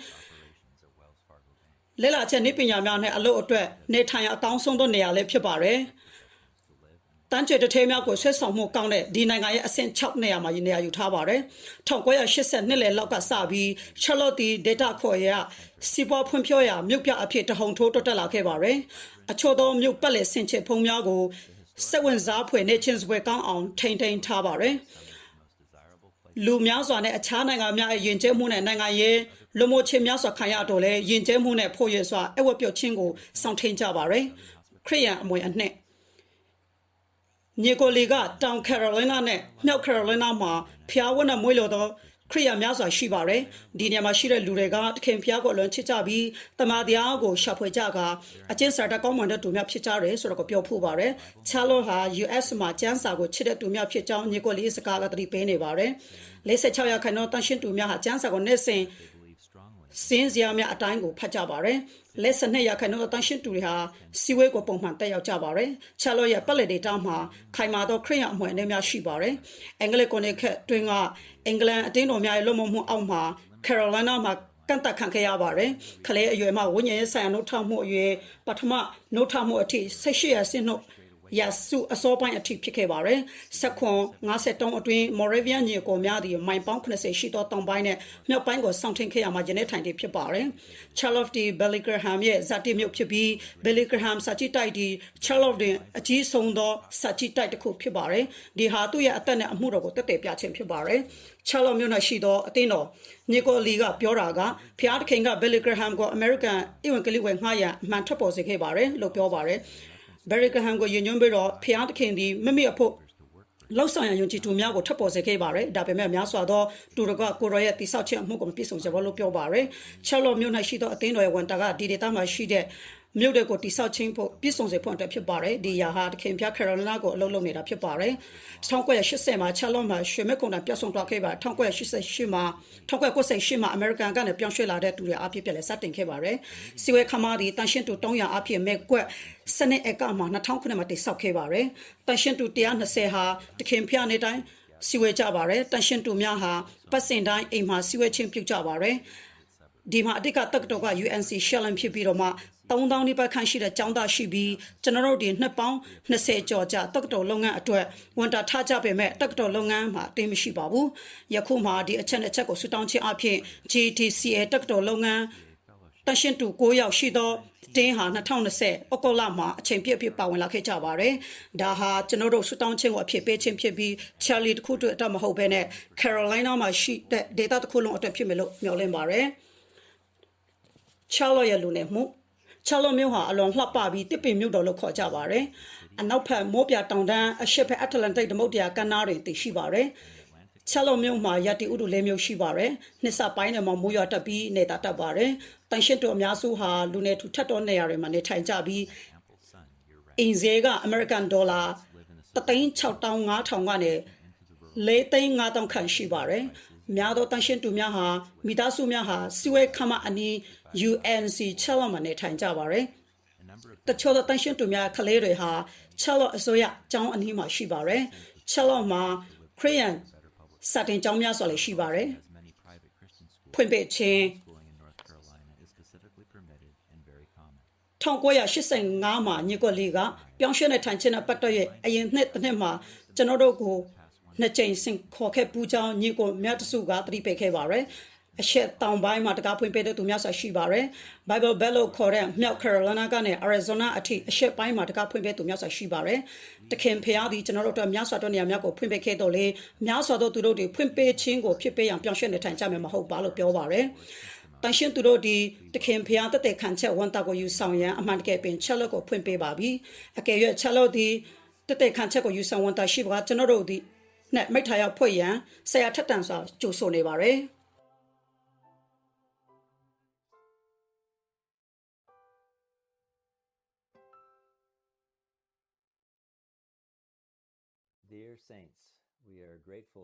ချစ်တော်တန်ရှင်းသူတို့ချလော့နဲ့ပတ်သက်ပြီးမိထားဖွဲ့ခင်းအတွက်ဝန်တာမိပါတယ်ကယ်ရိုလိုင်းနာနဲ့ပတ်သက်ပြီးနှစ်ပေါင်းများစွာဝန်တာရှိခဲ့ပါတယ်1980မှာချလော့မှာရွှေမြစ်ခုန်တိုင်ပျောက်ဆုံးသွားခဲ့ပါတယ်1998မှာတန်ရှင်းတူရောက်30အမေရိကန်ကနေပြောင်းရွှေ့လာတဲ့အတွက်ပြန်လဲစတင်ခဲ့ပါတယ်ယခုမှတန်ရှင်းတူကလေးအပါအဝင်အယောက်150ကျော်ဟာခင်ဖျားထဲမှာပါဝင်ကြပါတယ်တန်ရှင်းတူတိုးပွားခြင်းဟာအဓိကအဖြစ်ပြောင်းရွှေ့ခြင်းအဖြစ်ပဲဖြစ်ပါတယ်တန်ရှင်းတူတို့ဒီနှစ်20ကျော်မှာ UNC တက္ကသိုလ်လုပ်ငန်းနဲ့ပတ်သက်ပြီးဝန်တာများစွာရှိခဲ့ပါတယ်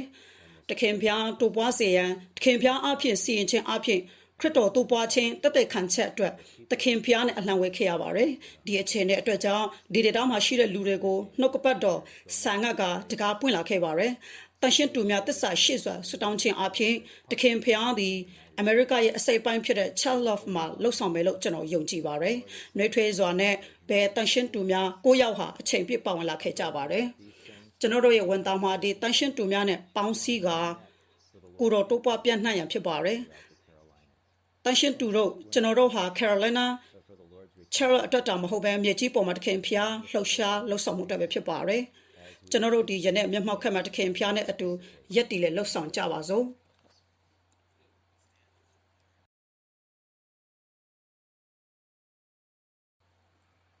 Colombia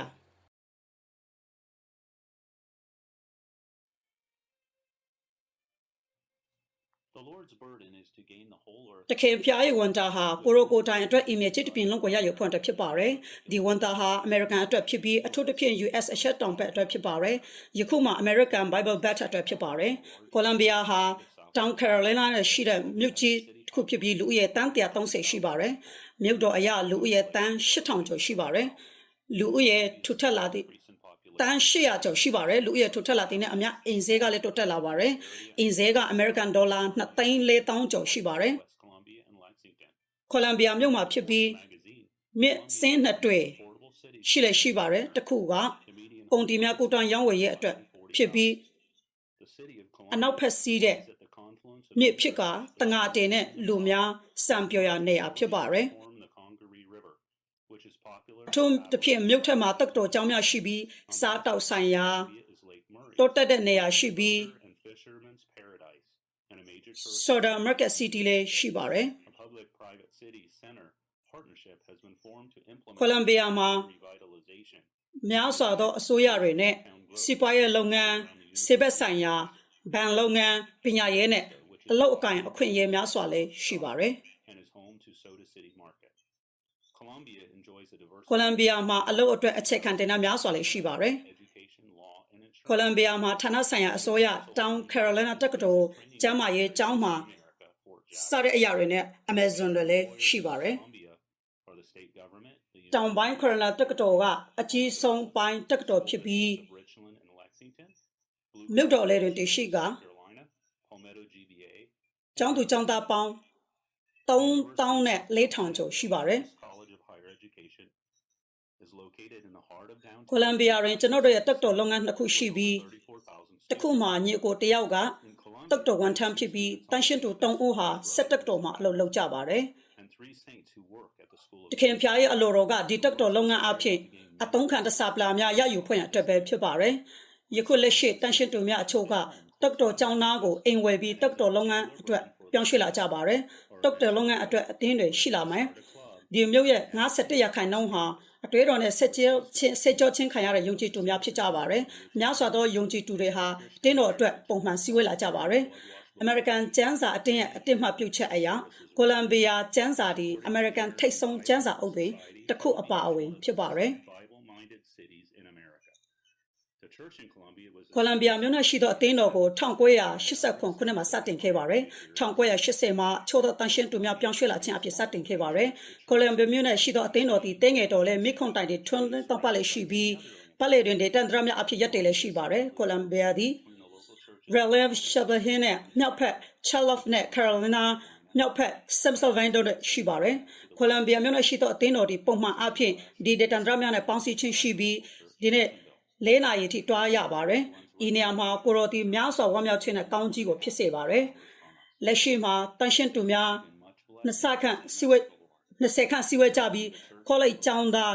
2ယောက်အပါအဝင်အလေတန်းကျောင်းသားများနဲ့ကလေး6ယောက်ပါဝင်ပါတယ်။ယခုလက်ရှိမှာစီဝဲခမ်းမအစ်ကိုပြောင်းရွှေ့ပြီးတန်ရှင်းသူ100ခန့်နဲ့ပွဲတော်ကိုပါဝင်ကြပါတယ်။စီဝဲခမ်းမသည်လည်းစာဖတ်ခန်းဖြစ်ပြီးများစွာတို့အတွက်လည်းဖွင့်ပေးကခရိယန်စာဆောင်များနဲ့ကျမ်းစာအုပ်များကိုလည်းဖတ်ခွင့်ရစေမှာပါ။ဝါချမင်းနဲ့ဝနက်စလီရဲ့စာဆောင်များကိုလည်းဖတ်ခွင့်ရကြပါလိမ့်မယ်။စုဆောင်ထားသောစာအုပ်များအပါအဝင်အတက်လက်လာချင်းစာဆောင်များဝက်ကလေးကျမ်းစာများလည်းထားရှိခဲ့ပါတယ်။တန်ရှင်းသူများကိုအပြန်အလှန်ထင်းချောင်းရန်ကိုခနာတော်၌ပေါင်းစည်းထားပေးမှာဖြစ်ပါတယ်။ကိုလံဘီယာကနေမတူညီတဲ့ data တွေမှာပြန့်နှံ့ခဲ့ပါတယ်။ တန်ရှင်းသူတွေဟာကိုလံဘီယာတောင်ပိုင်းကိုသွားကြပါတယ်။တချို့ကိုလံဘီယာ တောင်ပိုင်းကိုတွားကြပါတယ်တချို့ကဆေးကျောင်းတွေမှာတွားကြပါတယ်ကိုလံဘီယာမှာကိုပိုင်ကျောင်းများစွာလည်းရှိပါတယ်ခလေးကျောင်းများစွာလည်းရှိပါတယ်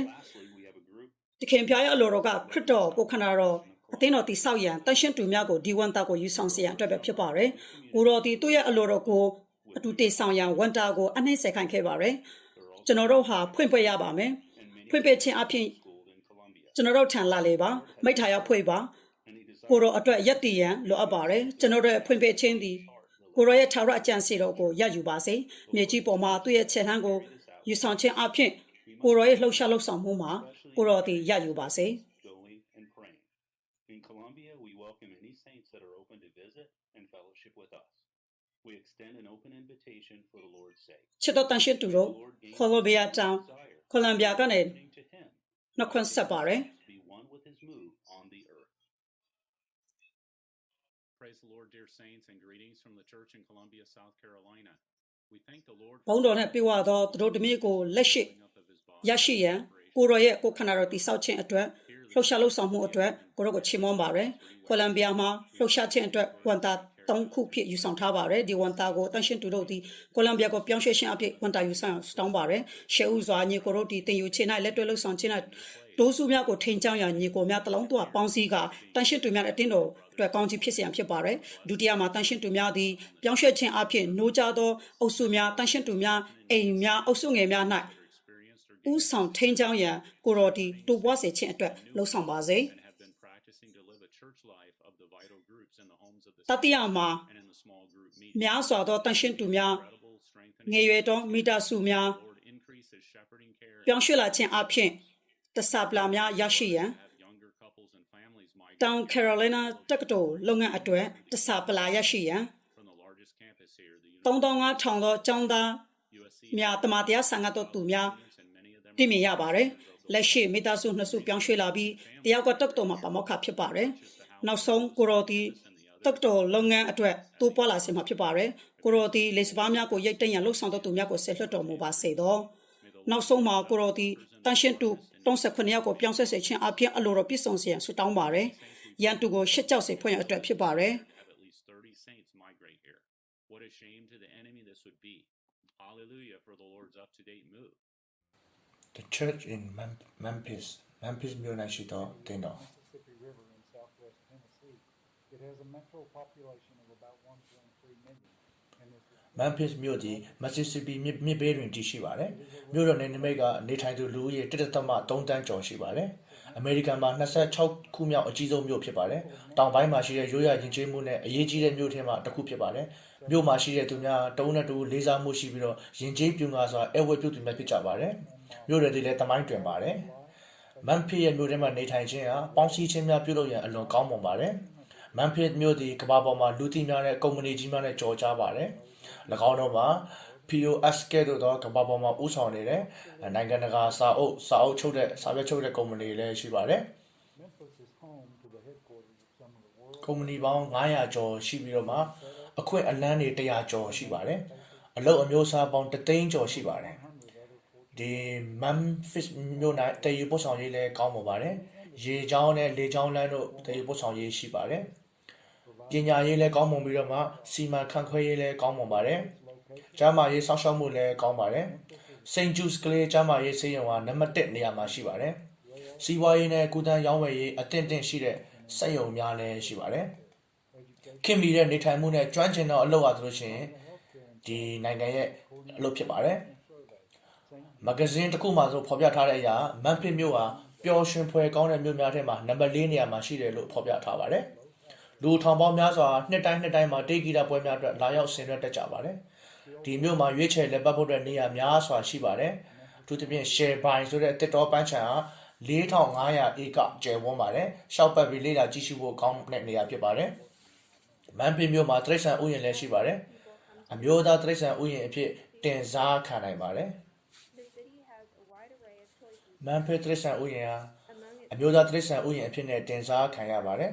နှစ်စဉ်နှစ်တိုင်းမှာလာရောက်လေပတ်သူ1000ကျော်ရှိပါတယ်အမျိုးသားယဉ်ကျေးမှုအခွင့်အလမ်းပြတိုက်လူမျိုးတွေရှိပါတယ်Memphis ကလေးပြတိုက်လည်းရှိပြီးတော့မှစသဖြင့်လေ့လာစရာများစွာတမိုင်းဝင်တဲ့ပြတိုက်လည်းရှိပါတယ် ခင်မီစွာနေထိုင်တဲ့လူဦးရေမျိုးစားမြို့ထဲမှာရှိတဲ့ပြမြလူဦးရေထက်နည်းပါပါတယ်လေ့လာခြင်းအရဆိုလို့ရှိရင်ရိုင်းပန်းကူညီတတ်တဲ့သူများအရေးအတွက်နိုင်ငံရဲ့လူဦးရေထက်လည်းလျော့လဲပါတယ်မက်ဖစ်ကအခြားမြို့များနဲ့ဝန်းရံခြင်းခံထားရတဲ့မြို့ဖြစ်ကထိုမြို့ကိုအနောက်အလယ်နဲ့အရှေ့တောင်အဖြစ်သတ်မှတ်ခံရပါတယ်မြို့ပေါင်းဒါဇင်ကျော်နဲ့ဝန်းရံထားပြီးနေတဝက်ခရီးသာမောင်းနှင်ရတာကြောင့်အခြားသောအသင်းတော်များနဲ့ပေါင်းစည်းနိုင်ခြင်းအခွင့်အလမ်းများစွာရှိပါတယ်မင်းဖက်အသင်းတော်၌အခြားသောအသင်းတော်များနဲ့ပေါင်းစည်းမိတ္တာရဖွဲ့ခြင်းလည်းရှိပါတယ်မင်းဖက်တက္ကသိုလ်မှာဆိုရင်ကျောင်းသူကျောင်းသား4200ခန့်ရှိပါတယ်တက္ကသိုလ်နယ်မြေလုပ်ငန်းလည်းရှိပါတယ်အဲ့ဒီတက္ကသိုလ်လုပ်ငန်းမှာအစီခံဖို့အတွက်အဖွဲ့ငယ်အသင်းဖွဲ့ထားတဲ့အဖွဲ့တွေလည်း16ခုရှိပါတယ်တခင်ပြရဲ့တတိခံချက်အနေနဲ့အထွက်ပေါ်လာနိုင်ခဲ့ပြီဖြစ်ပါတယ်အခုကျွန်တော်တို့ရဲ့ဝန်တာနဲ့ဆူတောင်းခြင်းကတော့တခင်ဖျားဒီတက္ကသိုလ်နယ်မြေလုပ်ငန်းကိုကျယ်ပြန့်လာစေရန်အနောက်တောင်ဘက်ရှိရက်ရွာကောလိပ်အစရှိတဲ့အခြားနေရာများထံပြန့်နှံ့သွားနိုင်ဖို့ဖြစ်ပါတယ်။မမ်ဖစ်နိုင်ရှိတဲ့အသင်းတော်များ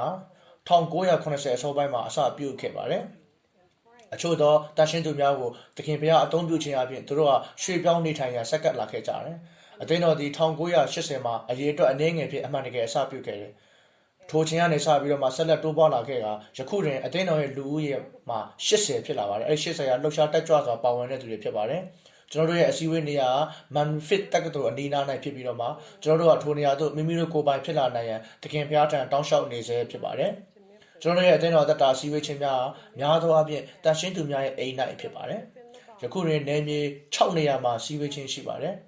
်တခင်ပြမန်ဖစ်မြို့တွင်အခြေချနေထိုင်သူများကိုပို၍များစွာရယူနိုင်ဖို့ကျွန်တော်တို့မျှော်လင့်ပါတယ်ကျွန်တော်တို့ရဲ့အသင်းတော်တက်တာစီးဝေးတဲ့နေရာဆိုလို့ရှိရင်ကျွန်တော်တို့ရဲ့ကိုယ်ပိုင်နေရာမရှိသေးပါဘူးဒါမန်ဖစ်တက္ကသိုလ်အနီးနားမှာပဲရှိပါတယ်အဲ့ဒီအရာကျွန်တော်တို့ကိုယ်ပိုင်နေရာဖြစ်လာဖို့အတွက်ကျွန်တော်တို့ဆုတောင်းနေစေပဲဖြစ်ပါတယ်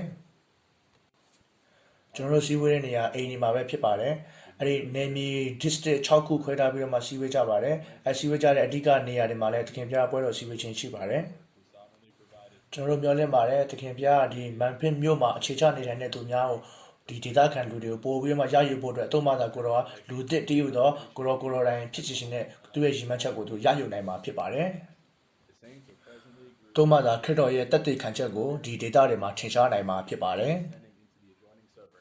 တမန်တော်အခန်းကြီး2အငယ်7ခွန်ဟောသောအချက်ဟူမူကားနောက်ဆုံးသောကာလ၌လူမျိုးတကာတို့ပေါ်သို့ငါ၏ဝိညာဉ်တို့ကိုငါသွန်းလောင်းမည်သူတို့၏သားသမီးတို့သည်ပရောဖက်ညာနှင့်ဟောပြောရလိမ့်မည်အတတ်ငယ်သောသူတို့သည်ယူပါယုံကိုမြင်ရလိမ့်မည်တက်ကြီးသောသူတို့သည်လည်းနမိတ်လက္ခဏာတို့ကိုမြင်မှတ်ရကြလိမ့်မည်ထိုကာလ၌လည်းငါ၏အစီကံများဖြစ်သောယောက်ျားမိန်းမတို့ပေါ်သို့ငါ၏ဝိညာဉ်တော်ကိုငါသွန်းလောင်းမည်သူတို့သည်ပရောဖက်ညာနှင့်ဟောပြောရကြလိမ့်မည်မန်ဖစ်မြို့၌ရှိသောအသင်းတော်တက်တာသည်1980အစောပိုင်းတွင်အစပြုခဲ့သည်1980တွင်တခင်ပြားသည့်မန်ဖစ်ရှိနယ်မြေများတွင်တန်ရှင်းသူများ၏နယ်မြေရွှေ့ပြောင်းနေထိုင်ခြင်းကိုအသုံးပြုခဲ့သည်ယခုနှစ်ကျွန်တော်တို့၌တခင်ပြားပွဲတော်အစည်းအဝေးပေါ်အခြေတည်၍ပုံမှန်စည်းဝေးသူ90နဲ့နိုးကြားစွာပါဝင်စည်းဝေးနေကြတဲ့သူအယောက်80ရှိပါတယ်မန်ဖစ်တွင်စက္ကန့်အနက်လောက်ဆောင်ခြင်းနဲ့ရည်ရွယ်ချက်2ဆရှိပါတယ်ပထမမှာမြို့တော်တွင်တခင်ပြားတတိခံချက်ကိုခွန်အားပေးရန်ဖြစ်တယ်တိုးမှသာကိုတော်သည်လူတစ်တူးနှင့်ပြမိမိကိုယ်ထင်ရှားနိုင်မည်ဖြစ်တယ်နောက်တစ်ခုမှာအသင်းတော်ကိုမြင့်မားသောဧဝံဂေလိဟောပြောခြင်းတွင်တင့်တယ်နာဆန်ခြင်းရှိရန်ဖြစ်တယ်။တိုးမှသာကိုရောဤတိုးပွားခြင်းနှင့်ပြန့်နှံ့ခြင်းရှိမည်ဖြစ်တယ်။ကျွန်တော်တို့ဒီသခင်ဖျားစပါးရှင်တန်တောင်းလျှောက်နေသည်မှာကျွန်တော်တို့နဲ့အတူပူးပေါင်းဆောင်ရွက်နိုင်ပြီးငယ်ရွယ်တဲ့စက္ကန့်အနှံ့ခြင်းရှိမြဲအသက်အလဲလက်ဇနီးမောင်နှံတို့အတွက်ပဲဖြစ်ပါတယ်။အဲဒါကြောင့်ကျွန်တော်တို့ရဲ့နှစ်ဆသောစုတောင်းချက်နှစ်ခုကတော့ဗာလဲဆိုတော့လိုအပ်ချက်နှစ်ခုကဒီဥစ္စာနံပါတ်1ကတော့မြို့တော်မှာတခင်ဖျားတက်တည်ခံချက်ကိုတခင်ဖျားခွန်အားပေးတန်ဆွမ်းစေဖို့ဖြစ်ပါတယ်နံပါတ်2ချက်ကတော့ကို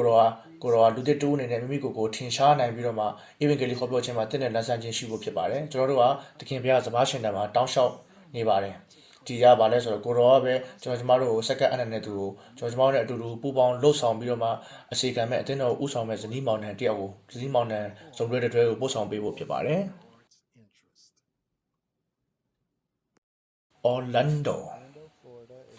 Orlando အရာနိုင်ငံရေးတည်တဲ့မြို့ပြလူနေများအနေများတဲ့ 2.5 တန်းရှိတဲ့မြို့ဖြစ်ပါတယ်။ဒီမြို့ဟာနိုင်ငံရဲ့တတိယမြောက်အကျော်ကြားဆုံးပြည်နယ်ဖြစ်တဲ့ Florida ပြည်နယ်မှာတည်ရှိပါတယ်။ထိုနေရာမှာနေထိုင်သူများအပြည့်အနေနဲ့အသက်30ဝန်းကျင်ရှိသူများဖြစ်ကြပါတယ်။ဒီနေရာကိုနေထိုင်ရန်အလွန်ကောင်းမွန်တယ်လို့ဖော်ပြထားပါတယ်။ဘာဖြစ်လို့လဲဆိုတော့တော်တဲ့ရင်းနှီးတဲ့အင်းကြီးချင်းတွေရှိပြီးတော့မှအကောင်းတဲ့စက်ရုံများလည်းရှိတာပညာရေးမြင့်မားတဲ့အကြောင်းများနဲ့ဝမ်းမြောက်ဖွယ်လှုပ်ဆောင်မှုများရှိလို့ဖြစ်ပါတယ်။ Orlando ဟာနှစ်စဉ်နိုင်ငံအတွင်းမှာခီးသွွားလေပတ်သူ85တန်းပြည့်နာမည်ကြီးကဘာကျော်တဲ့နေရာဖြစ်ပါတယ်။ တိုးတော့လေ Orlando ကခီးသွားလဲလဲသွားလိုက်ရမယ့်နေရာတစ်ခုတည်းမကပိုးတဲ့နေရာဖြစ်ပါတယ်ဒီနေရာမှာကျွန်တော်တို့အတီးတကျနေထိုင်နိုင်ပါတယ် Orlando ကျမ်းမာရေးစင်တာအသေးစိတ်သုတေသနဌာနများလည်းရှိပါတယ်လူသိများသောနေရာများ Disneyland ကပါ Lucky Bay Bond သိပ္ပံရေးရှာဖွေရေးဌာန NASA ပြီး UCF ပြီး Northern Grumman ပြီး လက်စစ်ကပါဆိုတဲ့ EA အစရှိသဖြင့်ဖြစ်ကြပါတယ် Orlando ဟာဆိုရင်များစွာသောစိတ်လှုပ်ရှားမှုများပေးစွမ်းနိုင်တဲ့ပန်းခြံများရှိပါတယ်အပန်းခြံများထဲမှာရေထဲမှာတွားလာခြင်းတွေခရီးတို့ထွက်ခြင်းတွေစပိန်စီးခြင်းအစသည်တို့ပြုလုပ်နိုင်ကြပါတယ်လက်ရှိမှာဆိုရင် Florida ၌အသင်းတော်10ခုရှိပါတယ် Florida ထဲမှာရှိတဲ့အသင်းတော်များအားလုံးထံတွားရောက်လက်ပတ်ဖို့ဆိုရင်တနင်္လာနေ့ကနေ4နာရီလောက်ထိကျွန်တော်တို့အချိန်ပေးရမှာဖြစ်ပါတယ် Orlando ကျွန်းနေထံတွားဖို့ဆိုရင်တနင်္လာနေ့ခွဲလောက်အသုံးပြုရပါမယ် Florida ကျွန်းဆွယ်များထံတွားရောက်ရန်4နာရီလောက်အချိန်ပေးရပါမယ် Orlando မှာရှိတဲ့ Florida တက္ကသိုလ်ဌာနချုပ်ရှိပါတယ်ပုဂ္ဂလိကတက္ကသိုလ်တွင်ကျောင်းသူကျောင်းသား68,000ရှိပါတယ် UCF အပြင်နောက်ထပ်တခြားသောကျောင်းများ college များလည်းရှိပါသေးတယ် Orlando ၌စုစုပေါင်း college 15,000ကျောင်းသားကျောင်းသူတွေရှိကြပါတယ် Orlando ၌ရှိတဲ့အသင်းတော်မှာတက္ကသိုလ်လှုပ်ရှားနေမှုမှာလည်းအလွန်အားနည်းနေပါတယ်ဒါပေမဲ့လည်းကျွန်တော်တို့သိတဲ့ GCDA လှုပ်ရှားမှုအပြင်အထူးသဖြင့်အခုမကြသေးမီရမှာ2020မှာရောကျွန်တော်တို့ကျောင်းသားကျောင်းသားများထံကနေတုံ့ပြန်မှုကောင်းကောင်းပြန်လည်ရရှိလာကြပါပြီအဲဒါကြောင့်မလို့အခုအသင်းတော်ရဲ့ဝန်တာ UCF မှာတက္ကသိုလ်နယ်မြေလှုပ်ရှားလှုပ်ဆောင်လာနိုင်ရန်ဖြစ်ပါတယ်ကျွန်တော်တို့နယ်မြေအတွင်းမှာရှိတဲ့စပားခင်း၌မှဲ့နေတဲ့စပားများကိုရိတ်သိမ်းရန်တခင်ဘုရားသည်လှုပ်ဆောင်မိသူများစေလွတ်ပါစေဒီဟာ Orlando မြို့၌ရှိတဲ့အသင်းတော်မှာရှိနေတဲ့ဝန်တာနဲ့ဆူတောင်းချက်ပဲဖြစ်ပါတယ် Gospel team တွေအသင်းတွေရှိလာနိုင်မှုအတွက်ဖြစ်ပါတယ် The church's burden တက္ကသိုလ်နယ်မြေမှာအလုပ်လုပ်ဆောင်မဲ့ team campus team ဖြစ်ပါတယ် may the Lord thrust out the work ကျွန်တော်တို့စပားရှင်တည်းဟူသောကိုရောထံမှာပဲမျှော်ကြည့်ရမှာဖြစ်ပါတယ်တခင်ဘုရားစပားရှင်ကလှုပ်ဆောင်မဲ့သူများကိုစေလွတ်ပါစေ The church in Orlando Orlando မြို့မှာရှိတဲ့အသင်းတော်ဟာ1989မှာတန်ရှင်းသူ25ဦးဖြင့်စတင်ခဲ့ပြီးတော့ယနေ့မှာတန်ရှင်းသူ120အစည်းအဝေးတိုင်းမှာနယ်မြေ3ခုခွဲခြားပြီးတော့မှနှိုးချစွာပါဝင်လျက်ရှိပါတယ်အသင်းတော်စည်းဝေးတဲ့နေရာ UCF နဲ့ဝေးပါတယ်အဲဒါကြောင့်အညီကိုတွေကတက္ကသိုလ်နယ်မြေနဲ့အနီးမှာစီးဝေးတဲ့နေရာ meeting hall ရရှိနိုင်ဖို့အတွက်တက်ကြွစွာမျှော်လင့်နေကြပါတယ်နောက်ထပ်နယ်မြေတစ်ခုမှာလည်းတန်ရှင်းသူအနေငယ်နဲ့ကျွန်တော်တို့စီးဝေးခြင်းရှိပါတယ်ဒါပေမဲ့ဒီမှာစီးဝေးတဲ့ဥစ္စာစပိန်ဘာသာစကားနဲ့ဖြစ်နေတဲ့အတွက်ကြောင့်မလို့ဘာသာပြန်ခြင်းလိုအပ်ပါတယ် တကယ်တော့ဒီမှာရှိတဲ့အသင်းတော်စီးဝေးတဲ့နေရာကျွန်တော်တို့တက္ကသိုလ် UCF နဲ့ဝေးနေတဲ့အတွက်ကြောင့်မလို့တို့စီးဝေးနေရာအသစ်လိုချင်နေကြတာဖြစ်ပါတယ်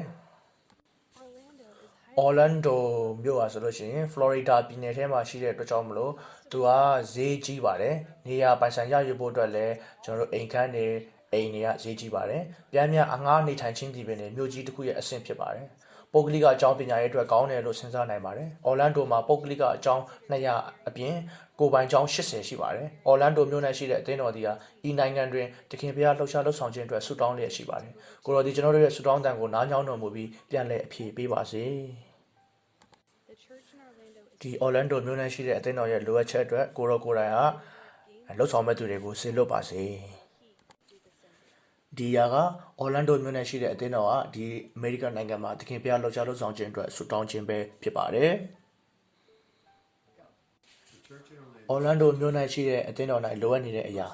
အဓိကအချက်2ချက်ရှိပါတယ်။တစ်ခုကတော့ကျွန်တော်တို့နဲ့အတူပူးပေါင်းလှုပ်ဆောင်နိုင်မဲ့ Orlando အသင်းတော်ကိုဥဆောင်နိုင်မဲ့အစီခံတဲ့ဇနီးမောင်နဲ့အသစ်လိုအပ်နေပါတယ်။နောက်ထပ်ဒုတိယအနေနဲ့အသက်အရွယ်အမျိုးအစားမရွေးတဲ့တန်ရှင်းသူများစွာလိုအပ်နေပါတယ်။ကိုရောရဲ့တတ်သိခံချက်ကိုခွန်အားတန်ဆွမ်းစေရန်နဲ့မဆာထောက်ပံ့ရန်ကျွန်တော်တို့ဒီအသက်ကြီးသူများကိုလည်းလိုအပ်ပါတယ်။ကျွန်တော်တို့ထိုရာအတွက်ဆုတောင်းနေပါတယ်။နောက်ထပ်လူငယ်ဇနီးမောင်နှံနဲ့လိုအပ်နေပါတယ်။သူတို့ကတက္ကသိုလ်နယ်မြေအနီးမှာလာရောက်ရွှေ့ပြောင်းနေထိုင်ပြီးအိမ်တကားဖွင့်ပေးမဲ့သူများဖြစ်ပါတယ်။ Orlando ၌ဖလော်ရီဒါတက္ကသိုလ်ဌာနချုပ်ရှိပြီးတော့အမေရိကန်ပြည်ထောင်စုရဲ့အကြီးမားဆုံးသောတက္ကသိုလ်နယ်မြေရှိတဲ့နေရာဖြစ်ပါတယ်။လက်တော်မှာကျွန်တော်တို့၌တက္ကသိုလ်နယ်မြေအစီအကံနဲ့အသင်းရှိပါတယ်။ကျွန်တော်တို့မှာ UCF အနီးနားမှာလည်းအစည်းအဝေးပြုလုပ်ဖို့နေရာလည်းလိုအပ်နေပါတယ်။စီဝေးဝေပြုကိုကိုယ်တဲ့နေရာ meeting hall ကိုကျွန်တော်တို့ UCF အနီးနားမှာရရှိဖို့လိုအပ်နေပါတယ်။